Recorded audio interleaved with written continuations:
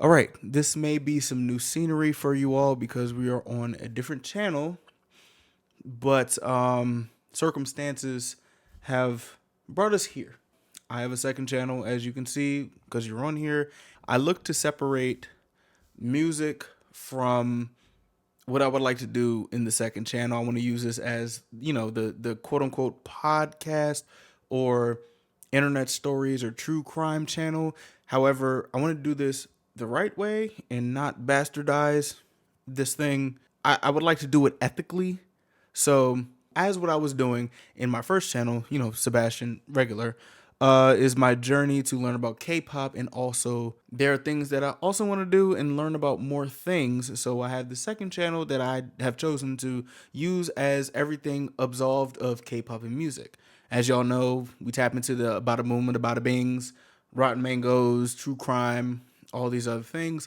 I want to organize it and put it on this channel. So this will be the home of these things for people who want to tap into what I'm looking forward to doing, broaden my horizons. This is what I was talking about. And I feel like this would be not nice. This is an interesting introduction to this channel. This is the second life of this channel. So this is also a bada boom and a bada bang. However, this is different. Stephanie sat down with a killer. That's what it said in the title. It literally says, I sat down with a killer. Did I think she would be able did I think she would ever do this? No. but this will be something that I would kind of say teaches me a little things. If you're down for the journey, hey, welcome to the channel, and hope you guys are along for the ride. As y'all know what happened when I learned 4 years ago, 5 years ago, now we're there. I want to do some more learning because in life you learn a lot. But I want to learn about this because she's literally sitting with interviewing a killer. That man killed somebody. I am interested to see what happens in the mind of a killer. I don't know. So we're going to check it out. So hopefully he ain't do no crazy stuff. I don't think Stephanie would interview somebody who did something like in terms of like the stories that she did. I don't think she would do that, but we're going to see. So I would say let's a bada boom and a bada bang. There is a certain process of elimination when you are at the scene of a death. Some cases are obviously going to be trickier than others. Some cases, the whole time, the investigators are debating. A scene of a death. That was me when I was 11 years old, when I saw my dad was dying in front of me on the railing of my home. I tried to hug him. Then that was like the last time I seen him after they took me off of him.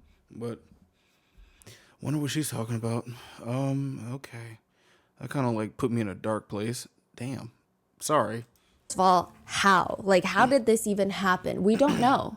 And if... Also, I'm not being dramatic. I'm so serious. That actually happened.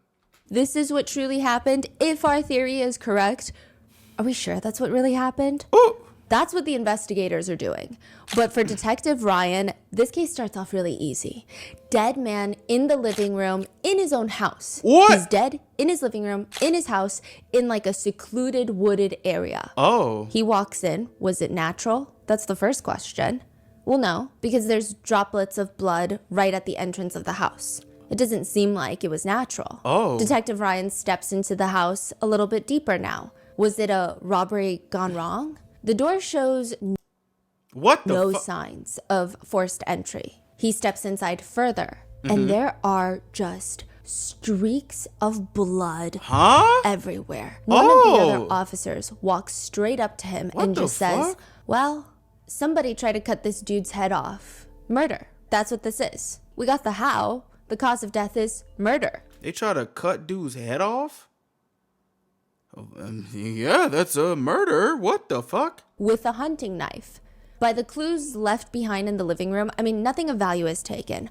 All of the blood is concentrated near the couch in this living room area. Whoever did this hunted the dead man. Oh it's my like gosh. they hunted them and killed him in his own living room. And it wasn't quick either. Like there Okay, so sorry, Stephanie. are Either that man is a bad man that got murdered, or the man that murdered is a bad man. I have an idea of what the possibility of the man that got murdered is. Was he a... I don't know. I have a feeling Stephanie wouldn't sit with somebody who's actually like a crazy murderer. There's probably a caveat in it. Did he kill somebody that's a bad dude? Was he like a vigilante or somebody? Was the guy an assaulter that got murdered? Let's find out. Okay. Flash wounds all over this man's body. His throat is nearly slit. You can see the bone on both sides. There's blood all over the walls. A bone on both sides? I'm leaning towards this guy was hunting. This guy was doing some vigilante stuff. Bone on both sides with a hunt.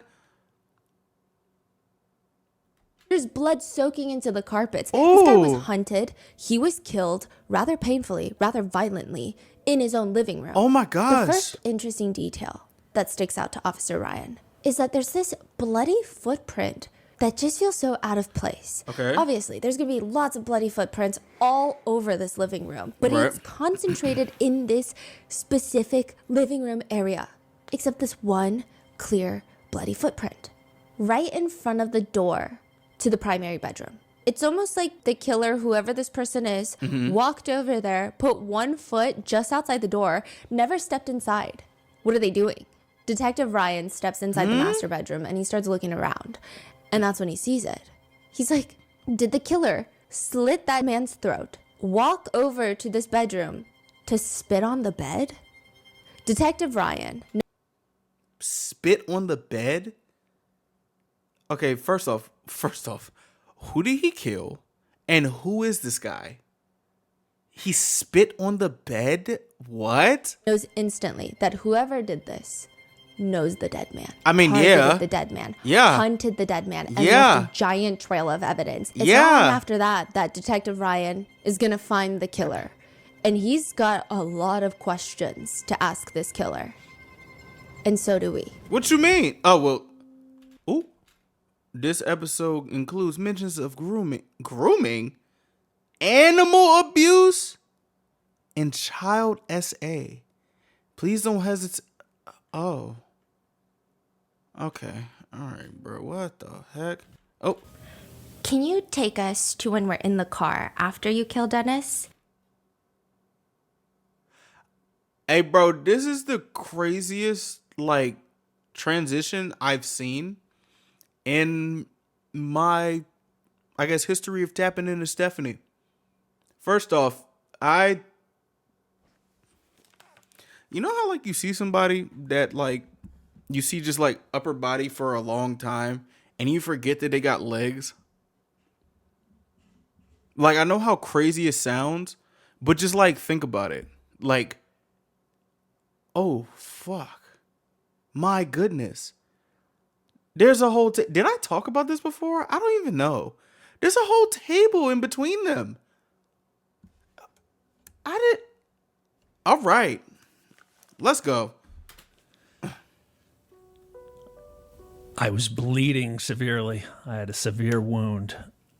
Speaking to my buddy in the passenger seat, I was not even thinking about getting away with it. I was thinking about stopping the blood flow. Excuse me. What the hell is you talking about? Stopping the blood flow? You stabbed, cuz. You stabbed him. There's a fucking fly in here. Boy, I don't think this is the right time to say I'm gonna kill you, you damn fly, but you better not let me find you. Shit, it's gonna have me in the next Stephanie video killing this fucking fly. Did you have a hole in your hand? A hole? I did. I put a knife right through it. What? Severed the ligaments and tendons. How long was the knife? It was a hunting knife, so they're about 6 inches long. 8 inches. And that was also the murder weapon? Yes. Oh. Did you take the murder weapon with you or did you leave it? Took it. And there was blood everywhere. Was it coming from your hand or was it someone else's blood? This is like tripping me out. I'm not gonna lie. Because we know Stephanie is like really like, very confident in her job and knowing to do the right ethical thing. I have never seen her with a notebook. With the notes and everything. That's how you know she on that stuff. And that stuff meaning she on that ethical timing. I like this. I really like this. Wow. Okay. A mixture. Did you feel the need to get rid of the blood? I had a glove on, and when I got back to my house, I could wring out the glove. It was just pouring out of me. Huh? And it was everywhere in my garage. Can you walk me through the hole in your hand? See, it wasn't straight through the hand. Uh-huh. It was down this way and out this way. So it went What? the whole length. And you could see pretty deep into because it was wide open at the time. And you're just driving with one hand. I had the glove on at the time, so I couldn't see it until I got back and standing in my garage, pulled the glove off. And then I was like, oh boy, we got a problem. Fool. The one time, hold on, because what? Bro, there was one time I was in a basketball camp and my finger went all the way back to show the white meat. And it was like that. Was this hand? No, it was this hand. My bad. It was this one. That's why it looked like this. It was this hand right here. You see how You see how different it looks? Like this one is straight and then this one is like this when I put it straight. That's my joint. How your hand had a knife go oh and you had a glove. What? Did it hurt? The hole in the hand? Yeah. Yeah, but I was Adrenaline, wasn't it? I was full of adrenaline and cocaine. Codeine? Cocaine?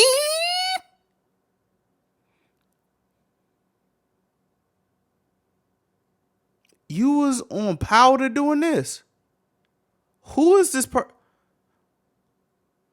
And alcohol. I wasn't cocaine fixated and on alcohol? What the pain. fuck, bro? Pain didn't bother me at the time. Fool, what? The next morning, police are surrounding your house and you pour a glass of Chardonnay. Yeah? That shit not funny, bro. You on cocaine and alcohol. And you off somebody? And you laughing? You poured another drink? And it was Chardonnay. Hey, bro. This is like a job of I can't even say a brand because I feel like that's gonna be a little crazy. This ain't no Chardonnay type of crime. You drunk and on cocaine, bro. What? How many police officers are outside trying to arrest you? Oh my goodness. 12 to 20. Woo! Are you scared? I'm thinking life is over. You're 12 to 20, they sent them shits at you. Your attorney describes it as horrific crime scene photos after you left Dennis's house. Have you Dennis? seen those photos? Who's Dennis? Don't show Did him. you feel anything when you saw it?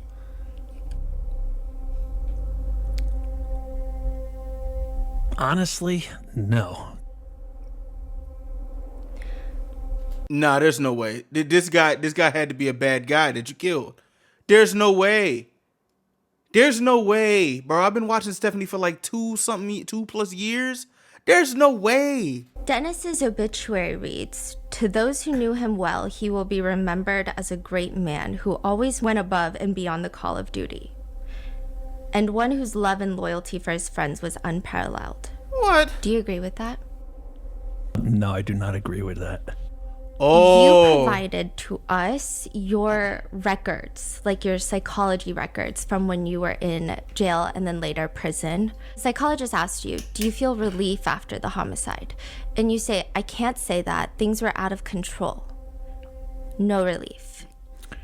He was on cocaine and alcohol. If that's what it was, either codeine or cocaine. Shit, he ain't eat a fucking coquette. or a croissant. Like what? Yeah, what happened in that night was horrific. In his house was horrific, and it wasn't anything to sit back and rejoice over. It was a bloody, gory, horrific event. Oh my goodness.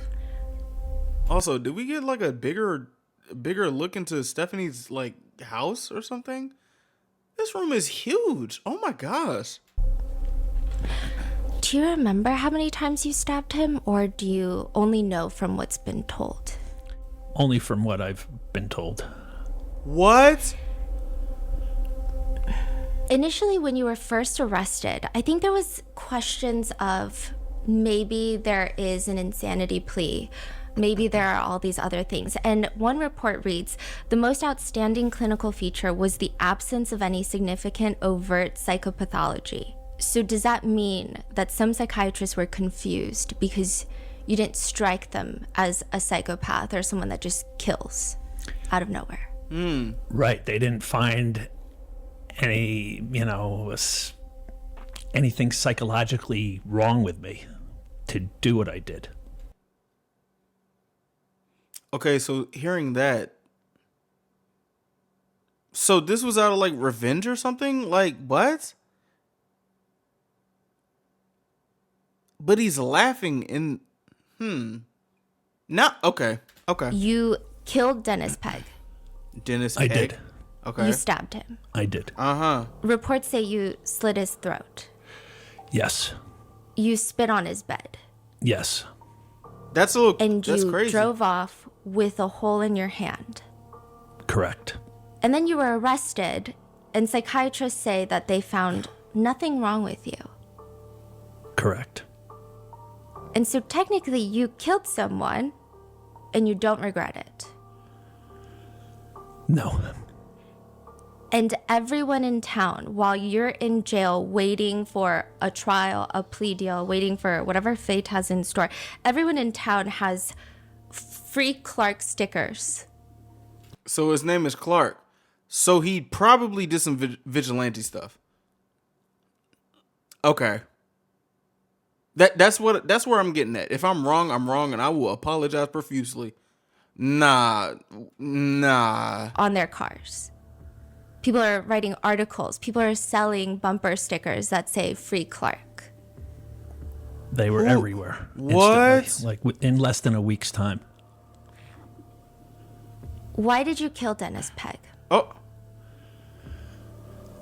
The short answer is he was a monster. What's the long answer? That's a great question. You better say the right answer, bruh. I ain't gonna lie to you. You try to say something slick, not slick, but like smooth. Short answer, he was a monster. What's the long answer? The long answer is he had a 45-year reign of terror in our little town of Stillwater, New Jersey, raping boys. What?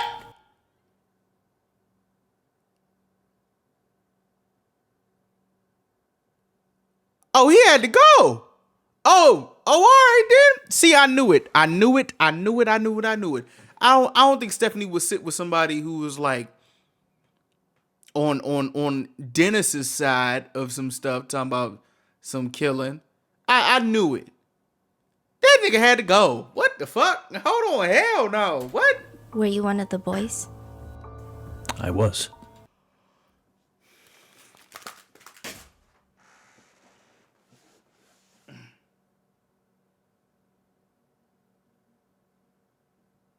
He had to go. He had to go. Nah. He had to go. Okay. I see why the K-pop guys told me to watch this. Oh nah, Dennis had to go. Hell no. He grew up and killed his abuser? Man. All right, then. Okay, we in for a ride. Come on. Dennis had to go. Fuck that nigga. Shit. Why are we zooming in? I was reading in your memoir, Scarred. You were born with a hole in your heart. Me too. I was just a defect in my heart. I got that too. The doctors monitored It's a heart murmur. I got that too. me for the first 6 years of my life. Really? And they told my parents we were down to a 6-month window to operate to repair it. Oh my gosh. And so you had the surgery and you have a scar that you call a zipper. You know, with all the stitching, it looks just like a zipper. Really? I know in the beginning when you were a kid, you were bothered by the scar. Is that something you're still bothered by? No, I've come to make peace with my scar. So, okay, what was your first impression of Dennis? I know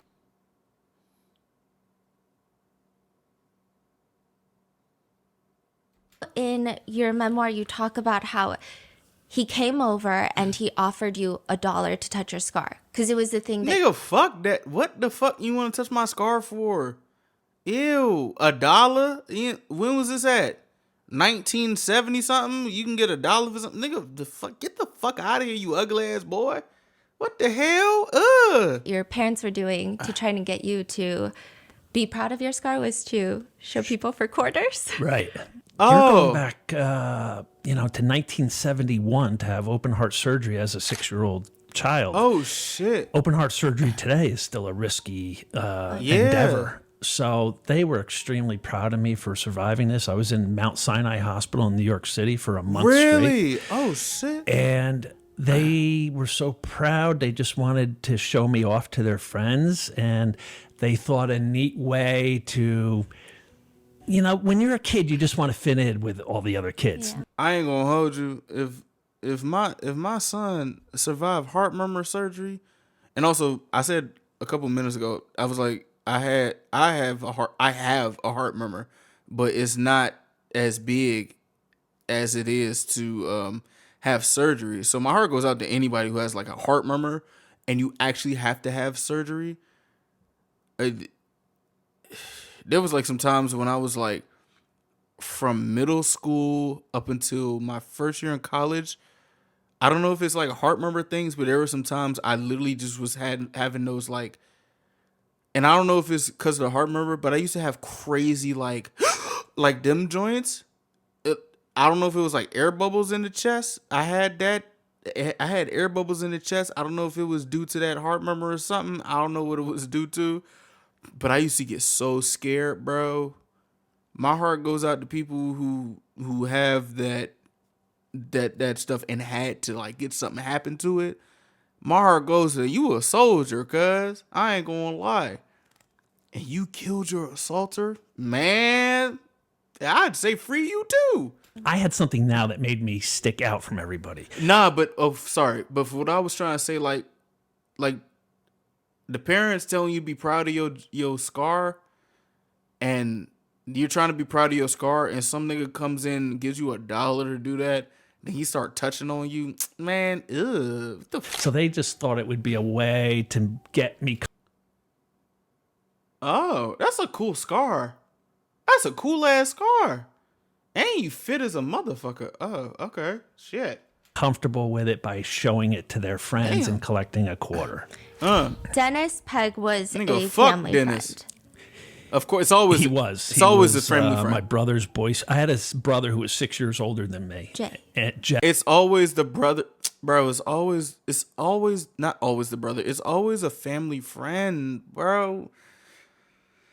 Ugh. Hey, and he was my brother's Boy Scout leader, and we had a lot of land where we lived in New Jersey, and he would hunt on our land with my father and brother. I wasn't old enough yet, and my parents owned a restaurant back then, and my father put on big Sunday night meals, and he would come every Sunday and have dinner with us and tell stories about.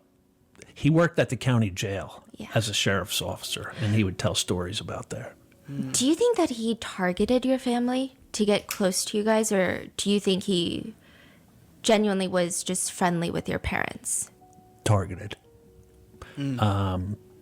Predators have to win over, one, they have to win over their community so nobody would ever suspect them. 2, they have to win over the family. And then I see that. And then last, they have to win over the victim. I see that. Okay. Can you tell me about the moment that he saw your scar? It was just a couple months after I had the surgery.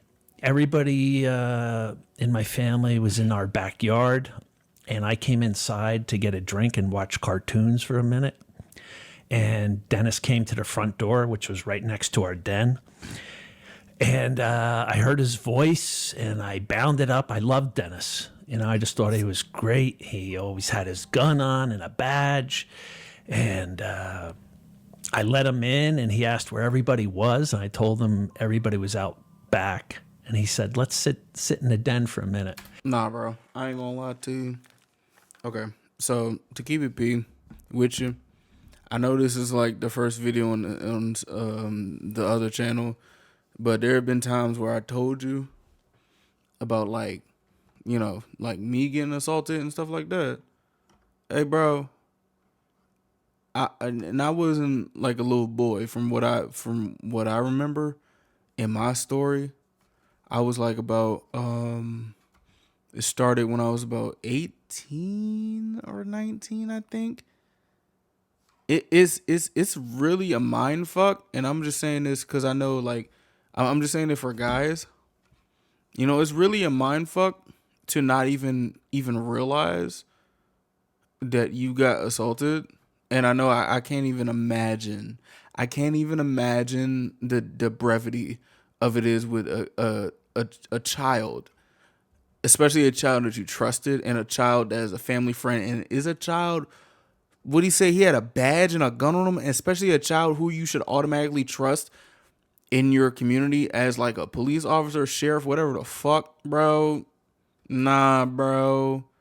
I was saying for me, bro, it was mad scary, but in the moment, it's scary. But then, like, depending on how you grew up and how susceptible you are to the quote unquote patriarchy or quote unquote be a man type thing, you like chalk it up to like, oh, that's just what happens.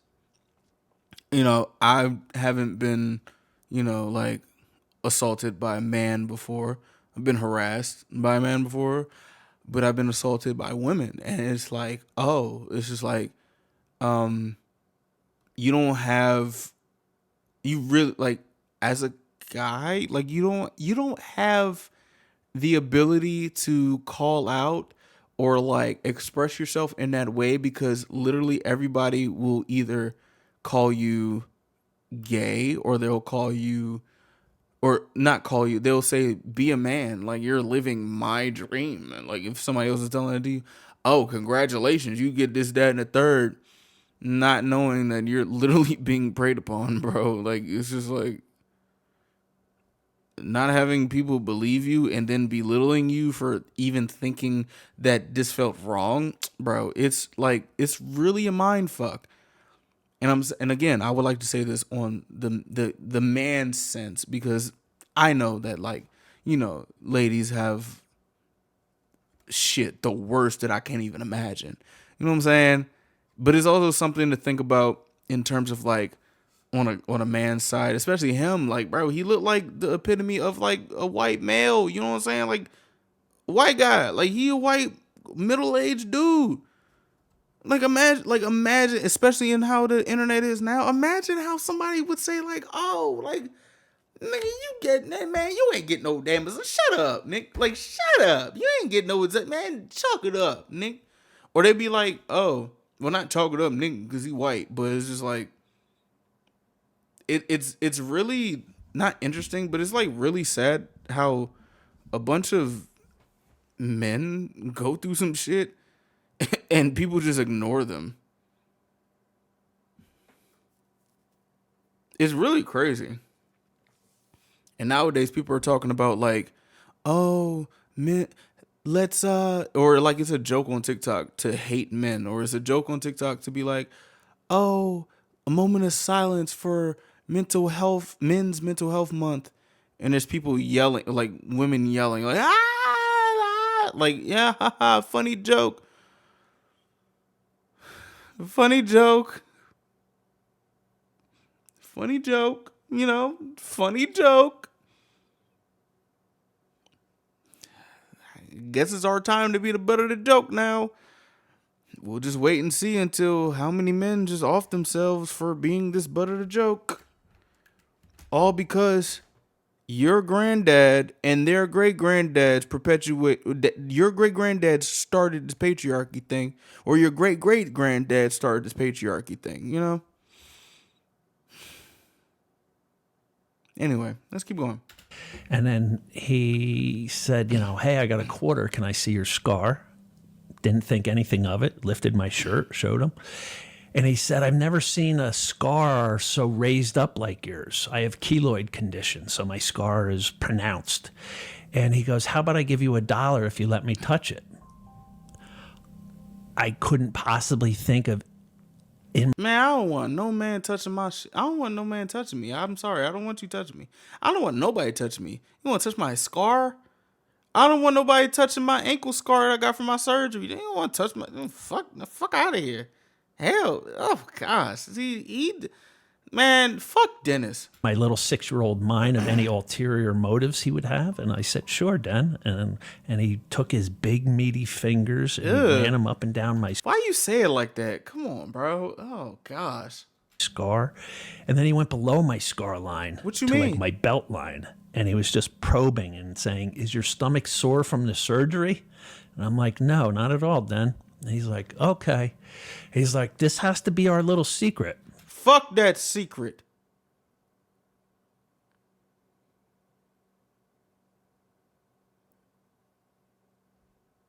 This probably gonna make me tear up. Hold on, fool. I ain't gonna lie, this is the first time I probably will actually hear a story of like a man describing his assault story. I've never heard one. The only time I've actually heard one was me telling y'all about mine. I'm sorry, dude. I'm so sorry, bro. He goes, if you tell your parents that I gave you $1 for touching your scar, we can't be buddies. Nigga, fuck that. Nigga, go save the community. Ain't you a sheriff? I don't want to be your buddy. Fuck is you talking about? I don't want to be your fucking buddy. I'm gonna start touching by my belt. Nigga, man. Yo, go ahead, bro. I'm like, I can keep a secret. So when he's like probing and touching, did it just feel like, because you had just gotten out of surgery, did it just feel like another adult that's maybe making sure you're okay? Yeah. Is that the feeling? Yeah, and I had, like I said, there wasn't one thought in my mind that he could have any other reason to touch other than he cared about me. And you're a child. You were a child. You were a child. Like, please, I hope nobody like tries to vilify him for any of that type of like, oh, he wanted it. Like the same way how it goes when like some moms be blaming the daughter for their boyfriends or the daughter's father for being a predator and touching on the daughter. Like, no, you're a child. You have you don't have no type of responsibility in this matter. Like, they abused you, they assaulted you. Like, no, what? My well-being. You're a child, bro. I'm sorry, gang. Throughout the book, you describe him as having meaty fingers. And I know a lot of cases that we cover, a lot of victims remember specific sensations or very specific scents even. Is that something that you like remember distinctly as meaty fingers? Like, yeah, he was a big hulking guy, and I was a little tiny kid back then. When I say hulking, he was probably 265 pounds and just one of those big, beefy guys. He looked like a slob. Nigga ain't beefy. The nigga fat. Sorry if I sound fat phobic, but no, bro. This nigga's a molester. Fuck this nigga. What? Him touching my scar stands out so pronounced in my mind. I see why there was a lot of blood coming out this motherfucker. And the visual... Sorry, this was supposed to be a professional channel. My bad. Let me lock in. I'm sorry. Visualization of his big meaty fingers is like ingrained in my memory. I wish I could scrape it off and remove it, but I can't. It's like ingrained in there. I'm assuming that's a worse memory than the actual open heart surgery. Yeah, it's he like ruined my open heart surgery, ruined my scar. I hated my scar because what would happen later on. What? Oh. And he's the reason for me hating the way I looked. Did he have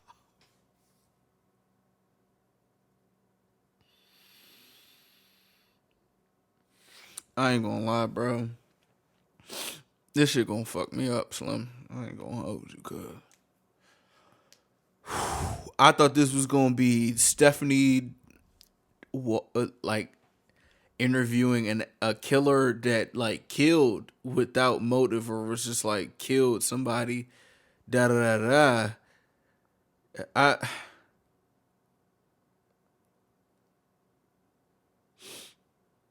You know what's fucking with me, bro? Actually, I got like pictures of my shit of stuff that happened. I can't even bring it to put this shit in the video. This shit gonna fuck me up, bro. Nah, bro. I ain't never heard nothing like this before, like in video form. You ain't like the way you look because of that? I'm sorry, man. Fuck Dennis. any sort of fascination with your scar, or was it truly 100% just an excuse to start grooming you? Yeah, I don't think he had any things with a predator. They're never the way they seem. A predator is a chess master, always multiple steps ahead of you. So like everything may seem one way, but to them it's complete other way. And I don't think he cared two hoots about my scar. It was just an avenue to get what he ultimately wanted. You guys would go fishing. There would be a lake. You and a bunch of boys would go fishing. Dennis Pegg would constantly be there. And there was an issue with the sunfish, like these little fish in the lake that don't taste good. They're not edible fish. Or? Yeah, I mean, they're tiny. So you to fillet a sunfish, you'd have to fillet a lot of them to get any meat off of there. Yeah. So it's mainly sunfish. Right down by the dam, there'd be a lot of sunfish, and they're a really like gullible fish where you don't even need to put a worm on a hook. Really? You can just put your hook in the water, and they see the bright shimmering, and they just latch onto it. Watch this be like a symbolism of, or am I thinking too much? That might be symbolism of. If you think in the same way I'm thinking, then please put in the comments. I can't bring myself to do it. I'm already on the verge of tears. I ain't gonna lie. And, you know, you catch them and you just release them. Or so we thought. What you mean? He does not catch and release them. What did he do? No. And again, for me to say he didn't like sunfish is wrong, because he's a chess master, remember? He's a predator, and he's one step ahead of us, 2 steps, 3 steps ahead of us. He would tell us little boys that sunfish were a worthless fish and that they needed to be killed.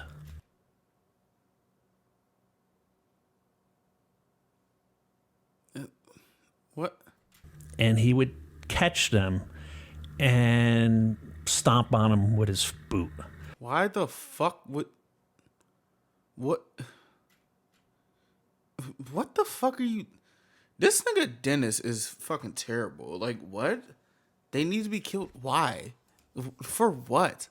Or he would catch them, throw them in the grass alongside the river, and then pick up a big rock and smash it down on them. Bro, what? And he'd be like, that's what you do to things that are worthless. What? There's no lesson in that. There's literally no lesson in that, you freaky fucking idiot. Like, what is... And I'm not talking about the guy in the video. I'm talking about Dennis. What are you talking about? Huh? Obviously, they got worth because they're in the water. You picked them out the shit.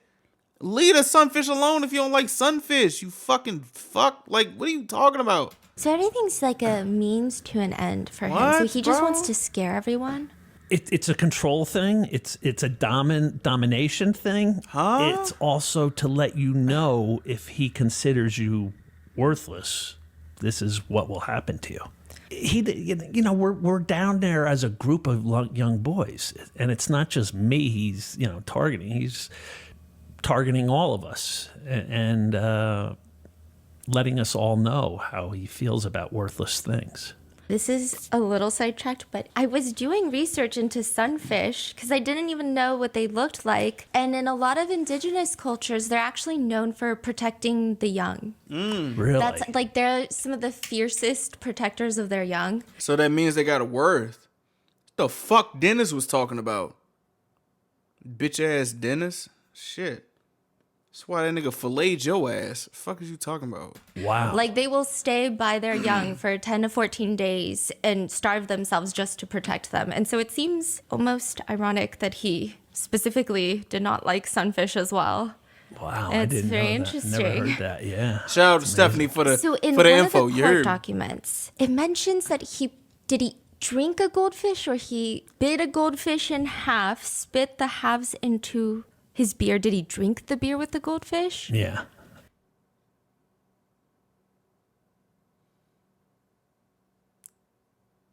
This nigga just doing shit.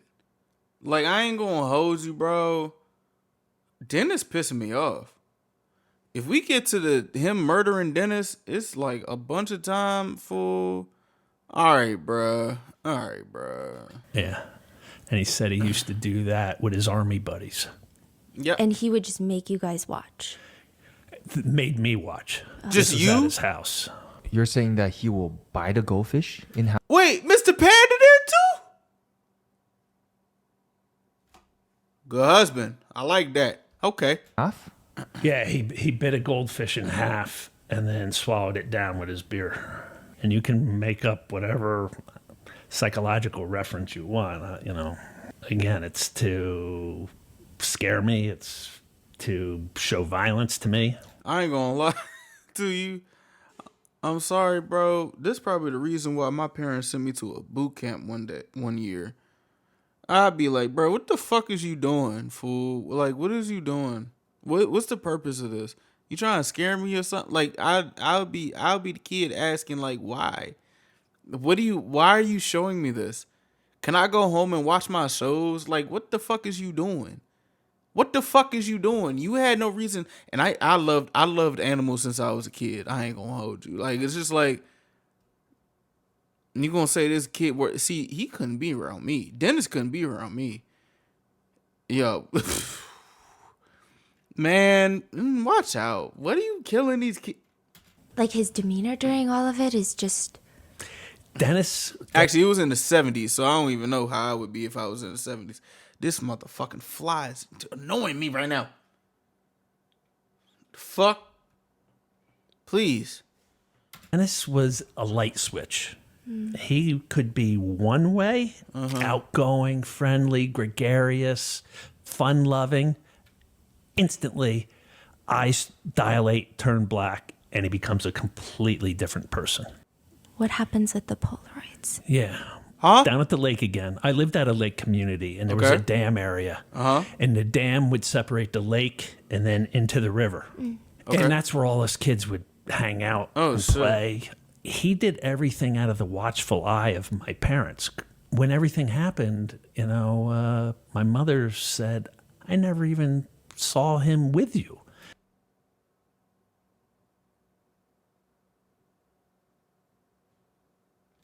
And I'm like, everything happened down at the lake. And he was giving beer to us young boys, not just me. What the fuck?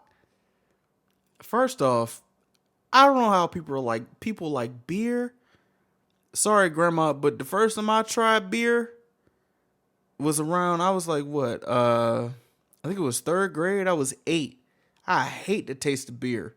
I hate the taste of beer, bro. Down there. That shit so tastes I'm like disgusting. 9 years old. Get a picture of a little. He was around my age. Nigga, I hate that beer tastes nasty. Shit tastes like liquid bread. I barely like bread. What the fuck? 9-year-old. He invites me into his pickup truck down at the lake, and let's have a beer. So he gives me a beer. And I thought it was great. You know, like, here's a lieutenant. He's a lieutenant in the sheriff's department. Yeah, you think the person that should be protecting people wouldn't be a freaky frog or freaky fuck. Nigga giving you beer while you 9. Bro, like, it's not your fault, fool. It's not your fault at all.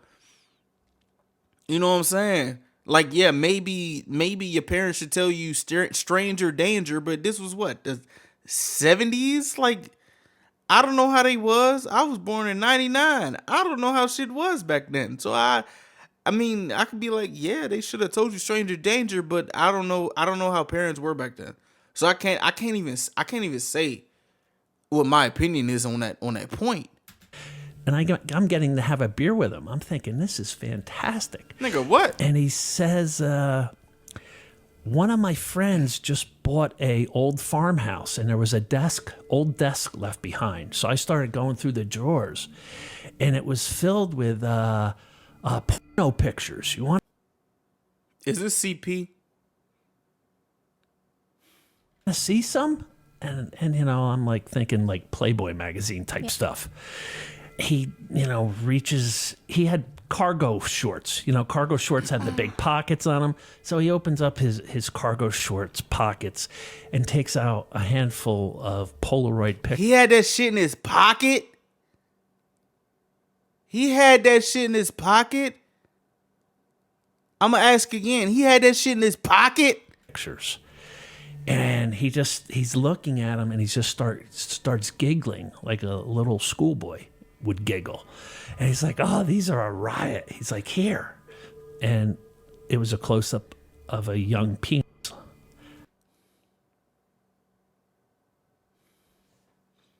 This probably Stephanie like, yo, what the hell did I get myself into, fool? You heard this shit in his cargo shorts? Imagine what he had in the... Bro, what? Why the fuck would I want to see that?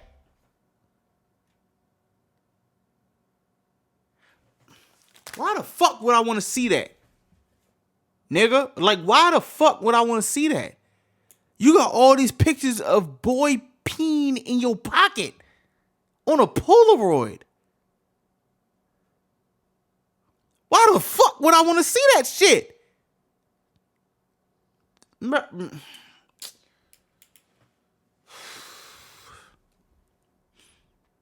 You know, like, imagine seeing something, and I don't want y'all to imagine seeing something on this level, but imagine seeing something that you don't even understand. Like, say you watch TikToks, and then you see, like, say, like, your For You page is like shit post memes, just random shit on the internet. That's my TikTok For You page. And you just see something that's like something that you literally don't understand, like your brain can't comprehend. Now think about that when you're 9 and it's something that you can't comprehend. It's just like, what? Especially if you haven't had like the teachings of your parents saying like this is wrong. It's like, what? Even in this most fucked up way. It's like, what? What the fuck? What the fuck is this? Why are you showing me this? And I'm not trying to be like the type of person to be like, I would have been this 9-year-old kid with like the teachings of stranger danger and stuff like that. But this is like, why? What? Why did this come out your pocket?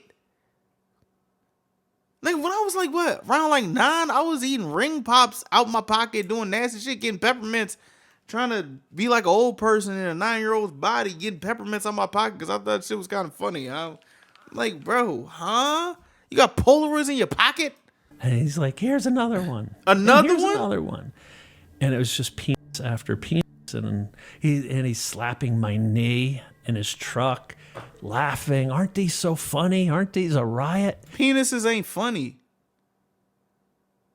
And obviously he don't think penises are funny either.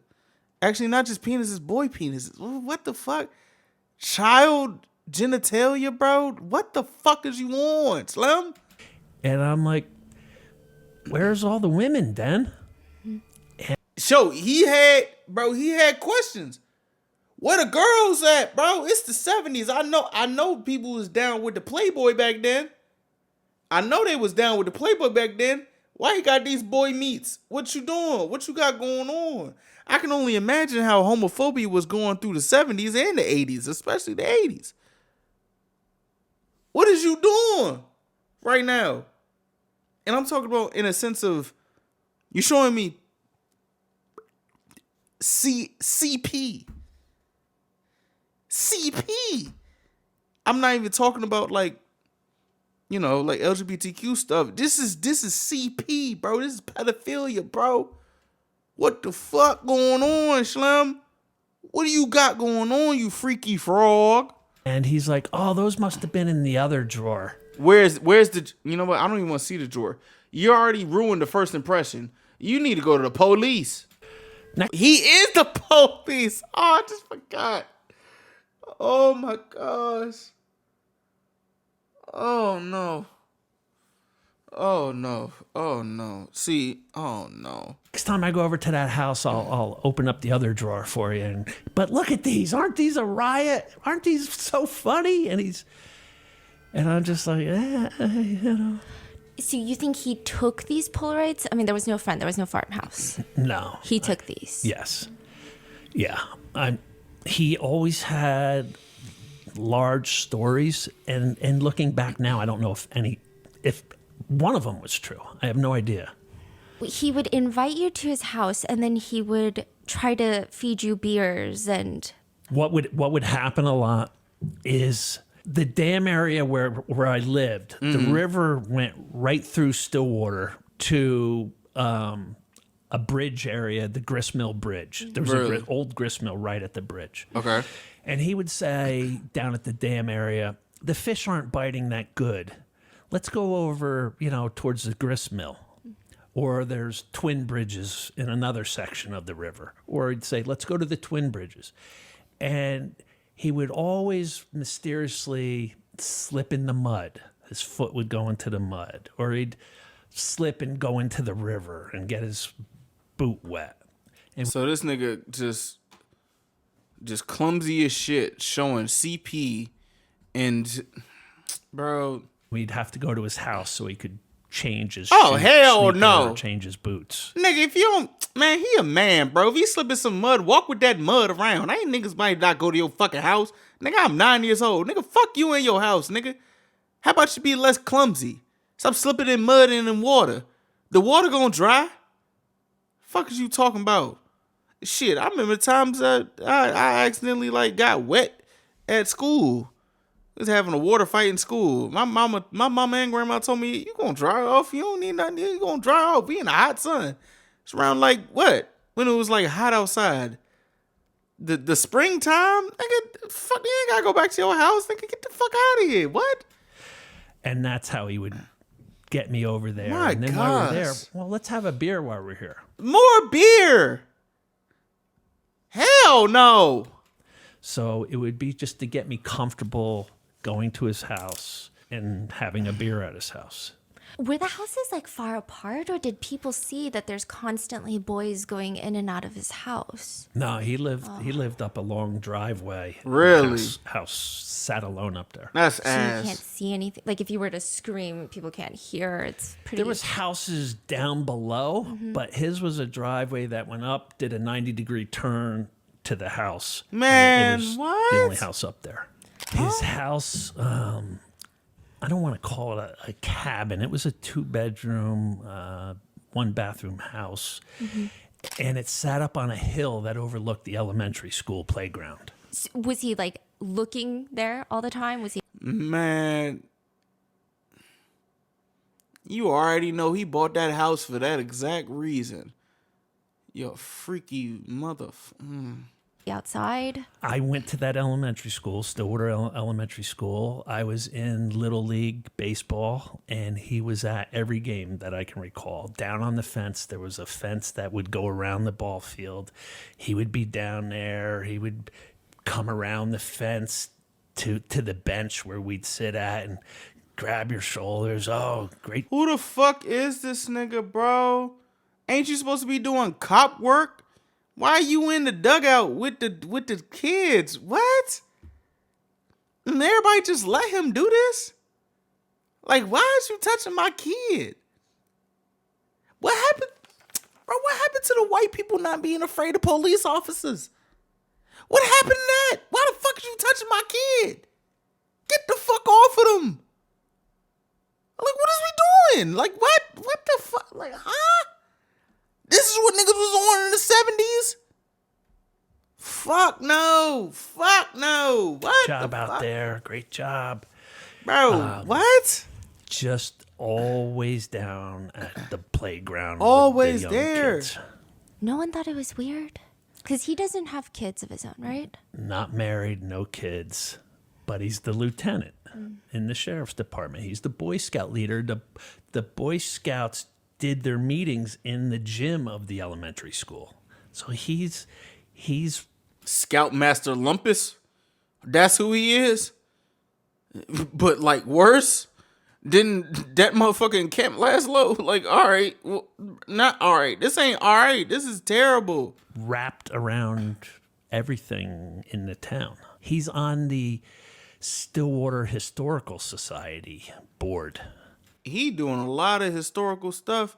He on all these type of things, but this nigga is history now. Shit.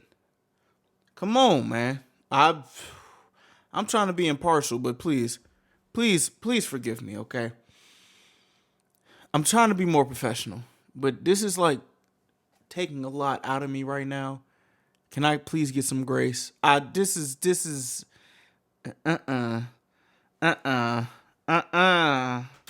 The little old ladies loved him. I I mean, bet- this goes on for years now. You know, the touching of the scar happened when I was 6 years old. It goes on to, like I said, inviting me into his truck down at the dam to have a beer with him. And this has to be our secret. And in my mind, I'm like, It's always like, this gotta be our secret. It's always, this gotta be our little secret. I don't want to ruin this, so I'm not going to tell my parents I had a beer with the lieutenant from the sheriff's department. This is fantastic. You know, and he made you like his equal. You know, he put you on equal. He You're a made you kid. like feel special. You're a kid. And it's us against the world. Everything he told me. I mean, one of the stories I recite is he was always taking trips out west. And on one of his trips, he said he met the Marlboro Man. Now, if you grew up The in the Marlboro 70s, 80s, Man? the Marlboro Man was a fictional character. Oh, shit. But on the back of every magazine with a Marlboro cigarette dangling in I his know mouth. about the Marlboro Man. And he was the coolest dude imaginable. Dennis Sure. took the coolest, machoest guy in America and told me he met him on a trip and he was gay.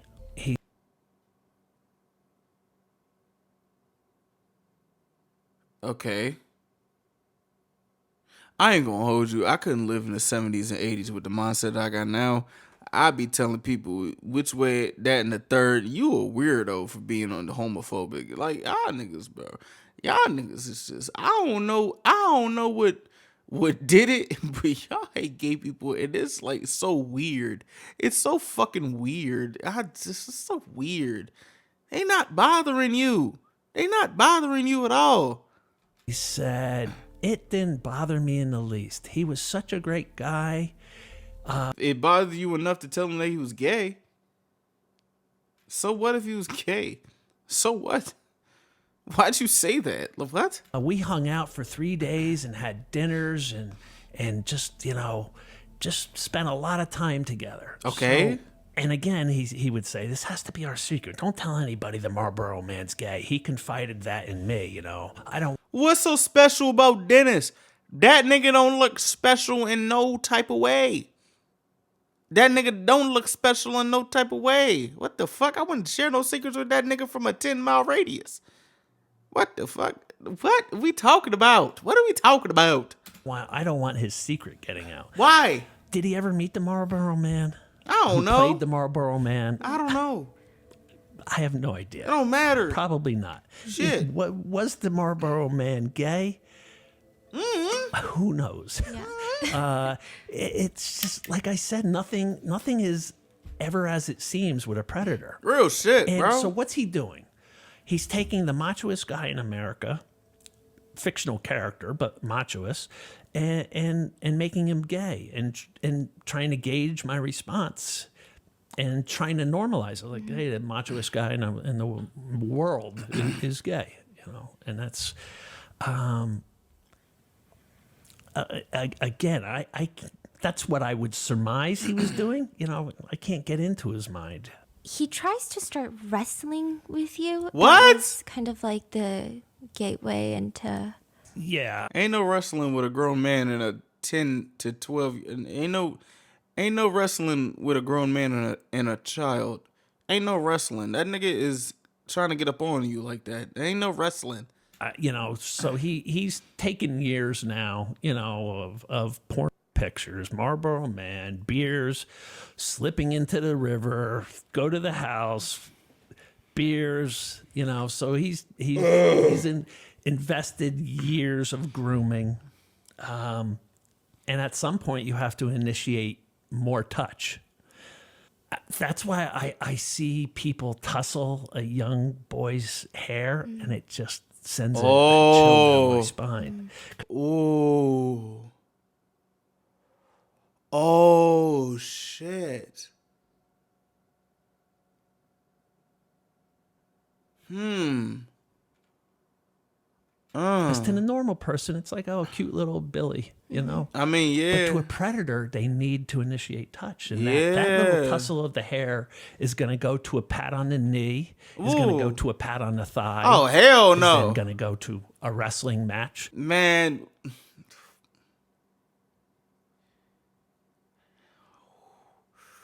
Ooh, I hate when people touch me, fool. I hate when people touch me, bro.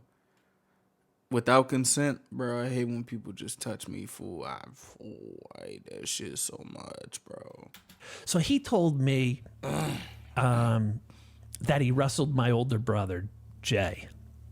And he wrestled my next door neighbor, Jeff. Jeff and Jay were inseparable. They were same age, same grade, in the Scouts together. And he says to me, I wrestled Jeff and Jay. Let's see how tough you are.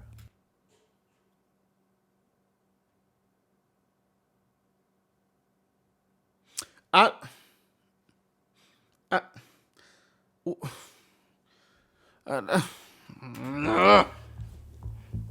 I'm like, okay. Nigga said, okay. And at first he would let me dominate, let's say, you know, Man. get the upper hand on him. And then, like I said, that light switch would go off. Uh-huh. And his eyes would turn dark and black. And he would pin me to the ground. And he would get his hulking 265-pound body on top of me and start gyrating and moving and grooving. Oh, Lord Jesus. Oh, my gosh, bro. I'm so sorry, fool. What the fuck? Bro, this shit not cool, bro.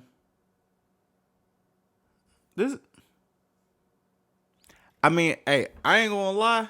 They gonna get me to just be like, I'm gonna put the applause joint in there after when I find out when he stabbed the shit out this nigga.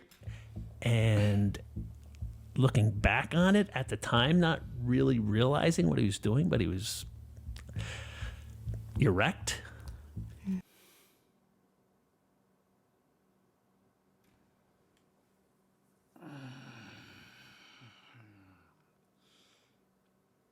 All right, bruh. And All right, bruh.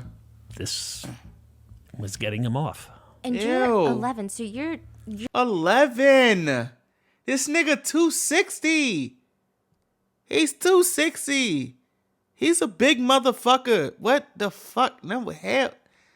Ew. tiny. I was 10 when that started. 10. When wrestling started. I mean, he's like 3, 4, 5 times your size. Yeah, I mean, and because of I was a sick little kid when I was young. Like, you know, I was in the hospital constantly with the flu and bronchitis and anything because of the whole in my heart, they would put me into the hospital immediately. I'd be in an oxygen tent, and so I was constantly in the hospital, and I had to be careful for a long while after surgery with playing.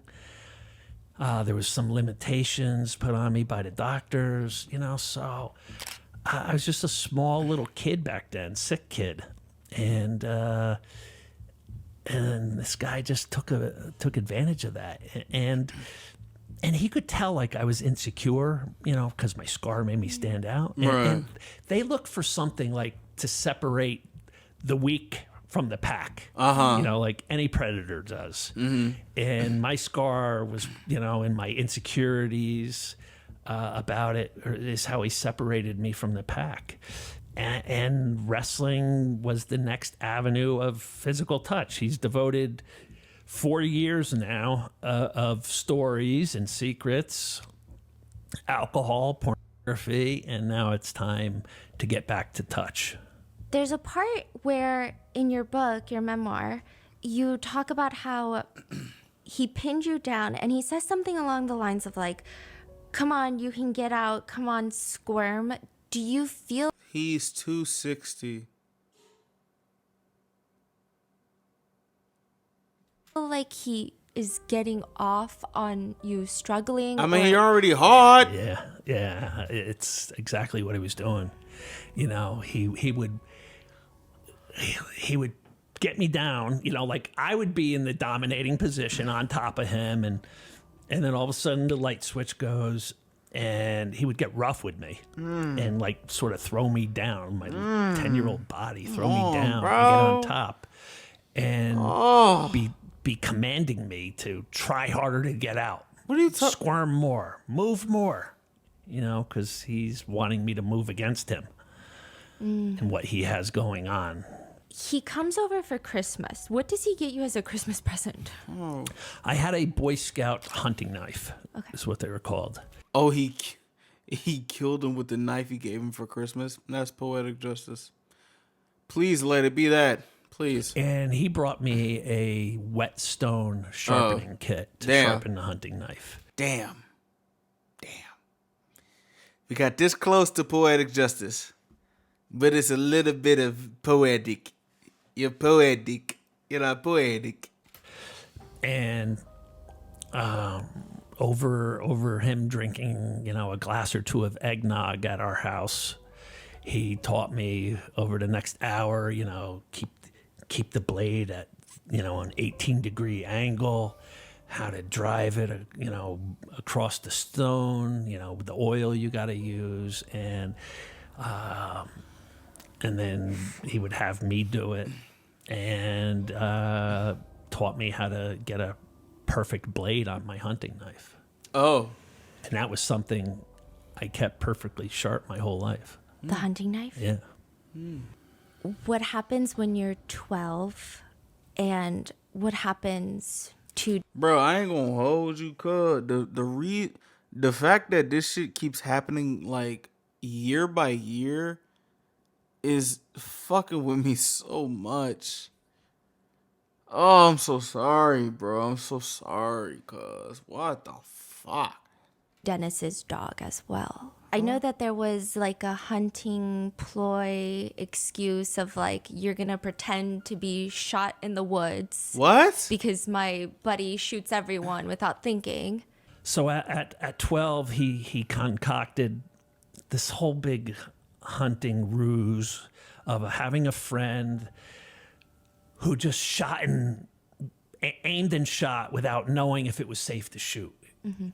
And he said, we've got to correct my friend from this bad habit, and I'm gonna use you as a decoy out in the woods. You're gonna be laying there with fake blood on you, and I'm gonna take him out hunting, and he's gonna do his typical shoot, and then we're gonna come upon you lying there with fake blood. What type of nasty ass role play is this? This shit is terrible. This shit is bad, just terrible. And you need to practice gurgling sounds, like you're gurgling blood, your death rattle, he called it. You have to practice your death rattle. So he not a Jeep? What? got me down at the lake one day, got me back to his house. We're going to practice your death rattle at the house. And instead of offering me beer, he offered me blackberry brandy, a glass of blackberry brandy with a beer. And he told me to chug it. And then he gave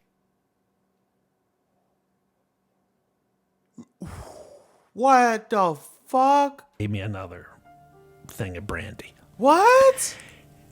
And his house. Also, by the way, just so you know, in this adult body, brandy sneaks up on you. So imagine. Oh gosh. It was a summer day, but his house was like way hotter inside than outside. Yeah, no AC. And in my adult mind now, looking back, I'm like, did he have his heat on? Did he like purposely turn his heat on in his house to make it sweltering? So you. Knowing what he had concocted, like I say, with a predator, you never know what they're thinking. So his house is boiling. I ain't gonna lie to you. Hey, if you come out from a night of drinking, or like you're drinking and somebody puts the heat on, or say like you meet somebody at a bar, you meet somebody this is down the third. If you meet somebody that you don't know, and they put the heat on after they know that you've been drinking, ask them why the heat is on, and if you. Please just be safe as much as you can, bro. We're sweating. He wants me to lay down on his bed to practice my breathing. And it goes to, it's so hot in here, let's just take our shirt and pants. Yeah, I bet. Yeah. It's hot. Let me take my shirt and pants off. But don't say, hey, turn the fucking heat off. The fuck out of here, bro. Off. Our shorts off. And then it goes to, he's behind me. What? Has me in a bear hug. What? And me. All right. I may need a break. All right. Not me. I'm gonna take a break. I'll be back. Nope. And I'm screaming. I'm crying. And he had a dog, which is called a coon hound.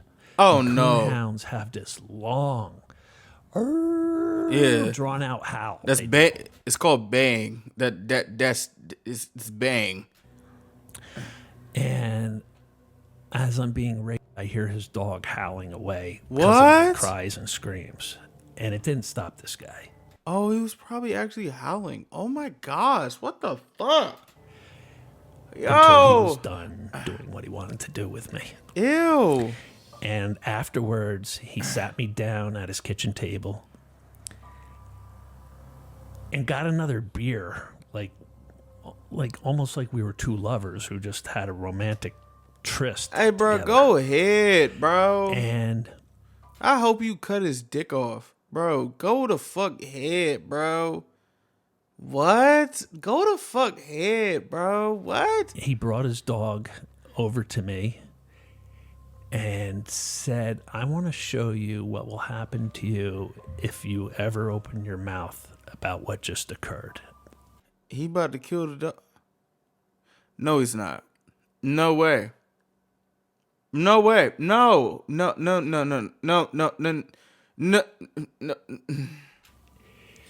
And he started to beat his dog, and I'm crying and screaming and begging What him to the please stop, fuck? to please stop. And he wouldn't until the dog lay in a heap at my feet. Now,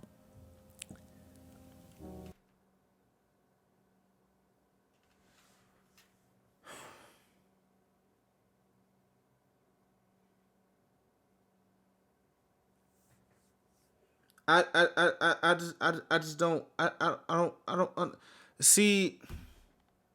This shit got me stuttering and shit, bro. I don't understand. I just can't. I will never try and grasp, or I can never grasp I could try, but I can never grasp the mindset of somebody trying to who's tapping into this type of evil. Like, what is you? Bro, I'm so glad he killed him. I'm so glad. And it's not even just glad. It's just like satisfaction because I'm so sorry that he had to go through this shit, bro. What the fuck? The fuck was they doing in the 70s, bruh? Shit, it's not even just the 70s. Shit happens like that now. I was just contacted just 2 days before this interview by a gentleman who, when he was 17 years old, needed a place to stay, and he stayed at Dennis Pegg's house for 6 months. Oh my gosh. And he said it was the most bizarre 6 months of his life. He said the guy was a complete freak. He said one That's an understatement. Shit, he is not a complete freak. thing that happened, though, is now, when he was 17, he's 10 years older than me. I would have been 7 back then. When me would be 5 years later. So this dog would be 5 years old. And this guy said Dennis got this coonhound puppy when I lived with him, and it peed on the rug. And he beat the puppy so bad, we had to take it to the vet to save its life. So even as a puppy, he beat it for simply doing what puppies do and peed on a rug. Yeah. And then like, this is what? the same dog 5 years later that he beat and probably killed in front of me. Yeah, I ain't gonna lie, that nigga had to die. He gotta go. He gotta go. He gotta go. He gotta go. Nah, he gotta go. Shit, he had to go when he was already.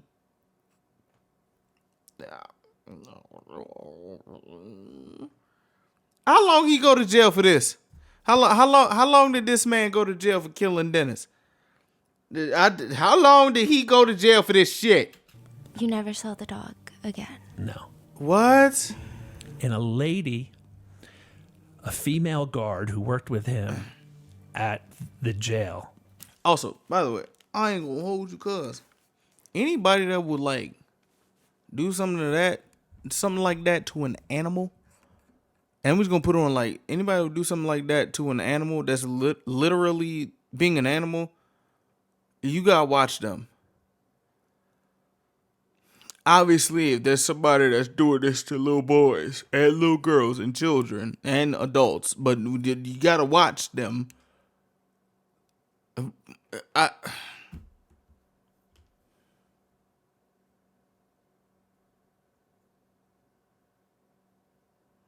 This is gonna be a journey to professionalism if I ain't never seen that before. Oh my goodness. Told me how Dennis came in one day, all distraught, that his beloved coonhound dog Duke died. Nigga, fuck. And we all I was gonna say fuck Dennis. gave him hugs and tears, and we all loved dogs. We were all dog people. And she goes, I am horrified to think that's because of what he did in front of you. So he's not only a fucking fuck, he gonna kill his dog and then go to his colleagues and be like, oh, my dog is dead. My doggy dead. Knowing that he was the one that did that. And now you got him on the police force. Well, not now. He been on the police force. He a lieutenant? A lieutenant? Whatever the fuck he was, didn't it? Bro, what? So background checks is not a thing. That's just what I'm getting at, right? He killed Duke. It says in your book that you felt guilty over what happened to the dog. Is that? I felt he only did that to Duke because of my cries and screams. And if I hadn't cried and screamed during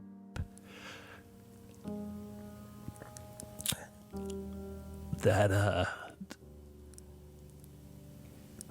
what he did to Duke wouldn't have happened. Do you still feel that way, or? Yeah. I mean, he might have had that planned. Well, he couldn't determine if Duke was going to cry or not. Like I said, with a predator, you never know.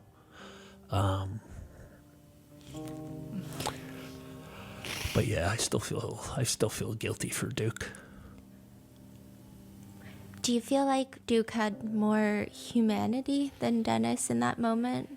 I feel Duke and I were the only two in that room who had humanity. And that's saying a lot since Duke's a dog.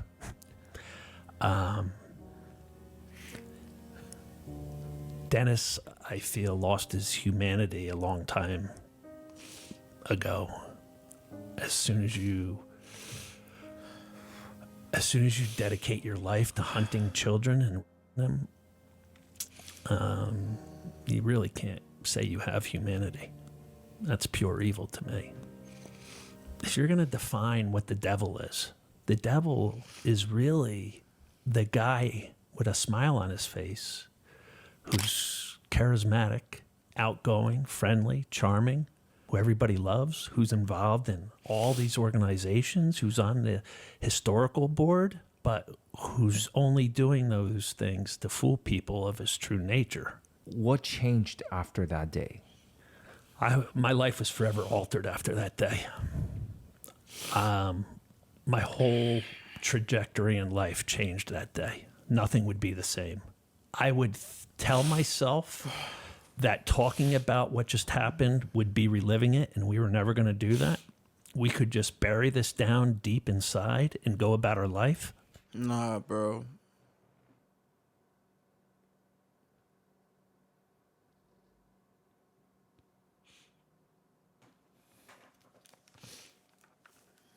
You know what's fucked up about that? Somebody that has that mindset to do that to the point, like sometimes people like realize like they're wrong about some things.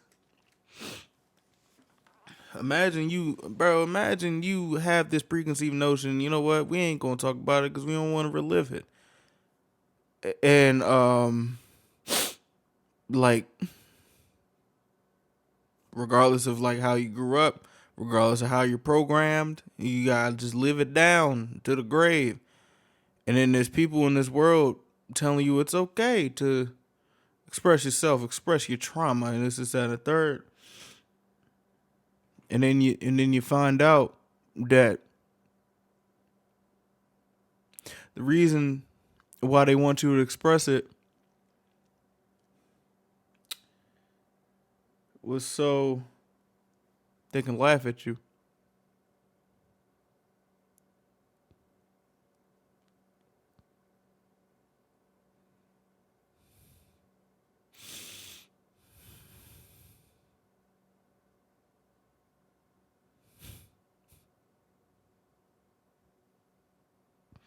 Then you go back to be like, I could have just left this I could have just left this, what I'm saying? I could have just kept this to myself. Not even knowing what can come from it. Suppressed emotions, resentment to who knows what. Because you don't trust nobody to even express this to somebody.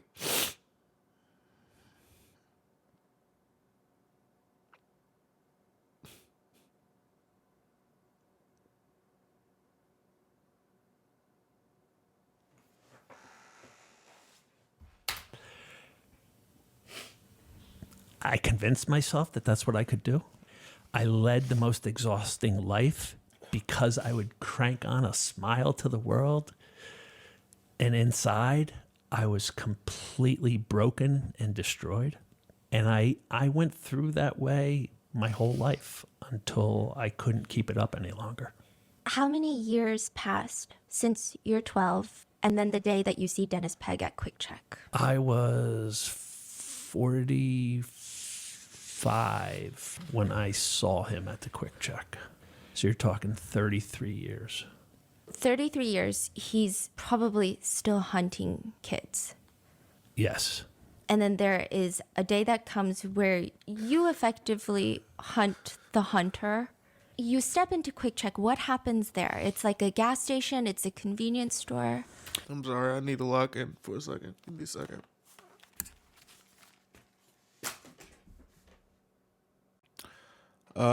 We're good for now. I'm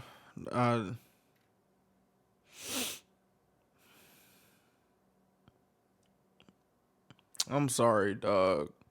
I'm sorry. I'm so sorry, bro. I'm sorry. Yeah, this one was just a convenience store. They have gas stations now. They're a lot larger, but this was just a convenience store in a little, like, 4-store mall. I'm getting a coffee. I'm at the coffee island making a coffee. The front door opens. I think it had a bell on it, so it made me look up. And I look up, and It's him. I look into Dennis Pegg's eyes. Nigga. He sees me. Hey, And he bro. yells out to me, "Hey, how are Nigga, boy, you is food right now, cuz. You food right now. You got the audacity to talk about some hey? Oh, boy, you food, boy. You better never let me catch you out in public again, nigga. No, hell, bro. You food, bro. Ooh. Ooh. you, buddy?" And I instantly start going into a panic attack. I can tell just by the way he said it, "Hey, buddy," you know. He gotta die.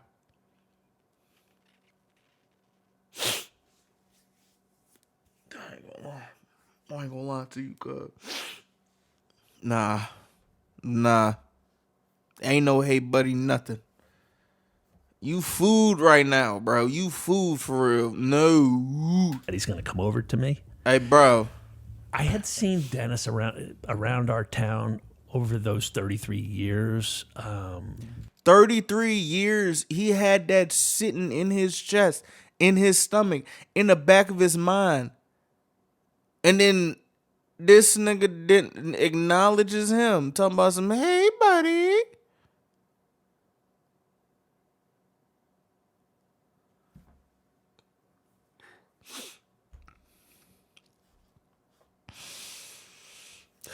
I can't say certain things on YouTube, you know what I'm saying? It's the first video of the channel, man. I can't say it. Not right now. I can't say it. You know, I recall once in a bar after college, me and my buddies were in a bar, and as soon as we ordered a beer, I get a pat on my shoulder. Bro. Dennis Pegg. Nah, bruh. He playing with you. I ain't gonna hold you. This ain't no buddy shit, fool. No good. No good. You lucky he wasn't the type of person to crack that bar glass over your top of your head.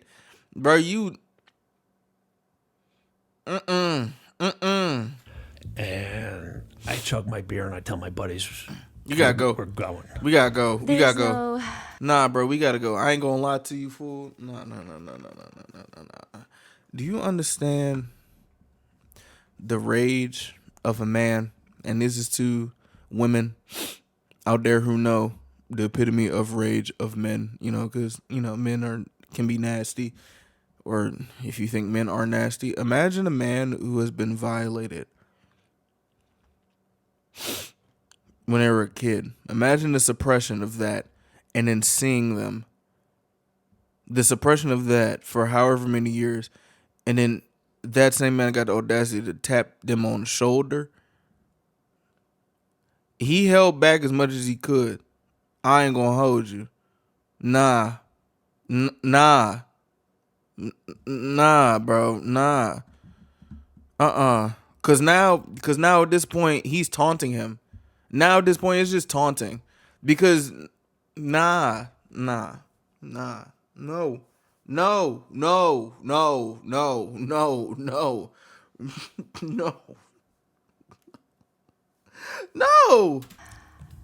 shame. remorse, no shame, no No guilt. shame, no the sorry, no- Predators, yeah, they don't ever show that.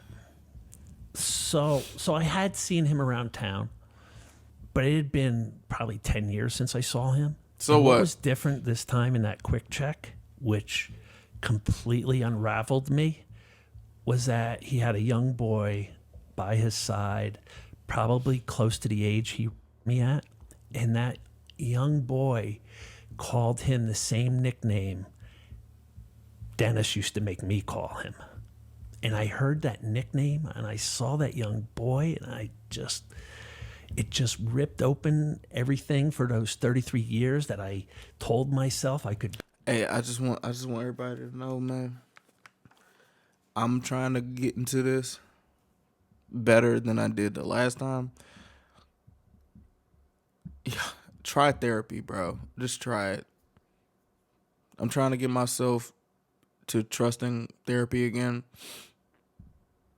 Just try it, man. You never know what could happen.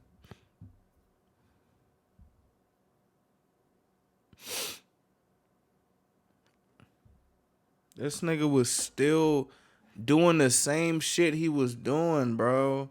Like, what the fuck going on, fool? Like, that's not cool. Like, it's not even just like, that's not, like, he has no fucking he has no shame, bro. No shame. And the nigga's going the same shit. Years later, the same thing that he's doing, like he was doing when he was buried down and go about my life. When he would touch me, I would freeze. I would stiffen like a board, and I felt my muscles like it's like a paralysis. And I felt that coming on me, and I felt it hard to breathe, and the thoughts in my mind, just like your mind starts swirling where you can't even think. Yeah. And I'm like, I got to get out of here before I completely freeze. And this guy like grabs me, and I just left my coffee and whatever stuff I had. You gotta get the fuck out of there, bro. On the island there, and I ran out past him. We sort of shoulder bumped a little, and he's like, "Where are you going? Where are you going, buddy? Come here." Also, guys, if there's any type of guys in here, just so you know, because I've heard type of things while just meeting certain people that have done certain things to me. Yo, for this junk, it don't make you a bitch walking away from a situation. It don't make you a bitch. It don't make you less than a man. If you need to get the fuck out of there, you need to get the fuck out of there, bro. Your life is worth more than other people calling you a bitch for you making a smart decision. I'm sorry if you go through any type of tribulations or ridicule from that, but try to get out of that situation, bro. Please try. Please. Please. Please. That other side, fool. Nah, bro. Nah, bro.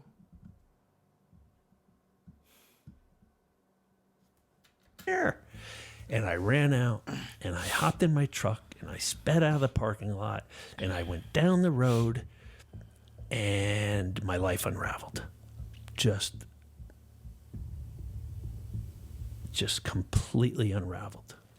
Do you think you saw yourself in the little boy? Is that, or you just felt protective of the little boy? I couldn't get out of my mind over the next months that boy, and wondering what part of the grooming process is he? Is he being shown Polaroid pictures? Is he having beers in his truck? Is he at the wrestling stage? Is he teaching his buddy how to shoot right in the woods by lying there with fake blood on him, and doing the death rattle in his bed? You know, it haunted me. I couldn't even work any longer. Like, I was in business with my brother. We had Tire Automotive Center, and I walked out one day, and I just couldn't go to work anymore. Also, hey, another thing. This might be a men's mental health video, bro. I ain't gonna lie to you. I know it may seem like something that's far-fetched, you know, but like, men are human too. Just to keep it P right there on that point, Men are human too, and sometimes they will be frozen in something that they can't control or be productive in.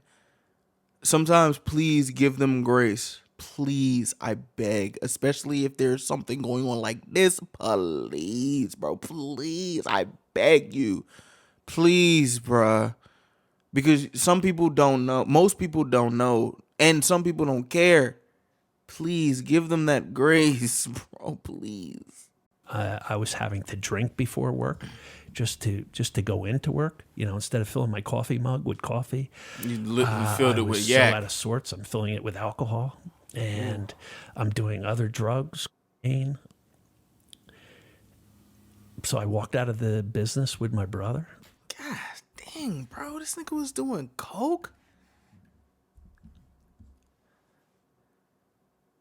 What the fuck?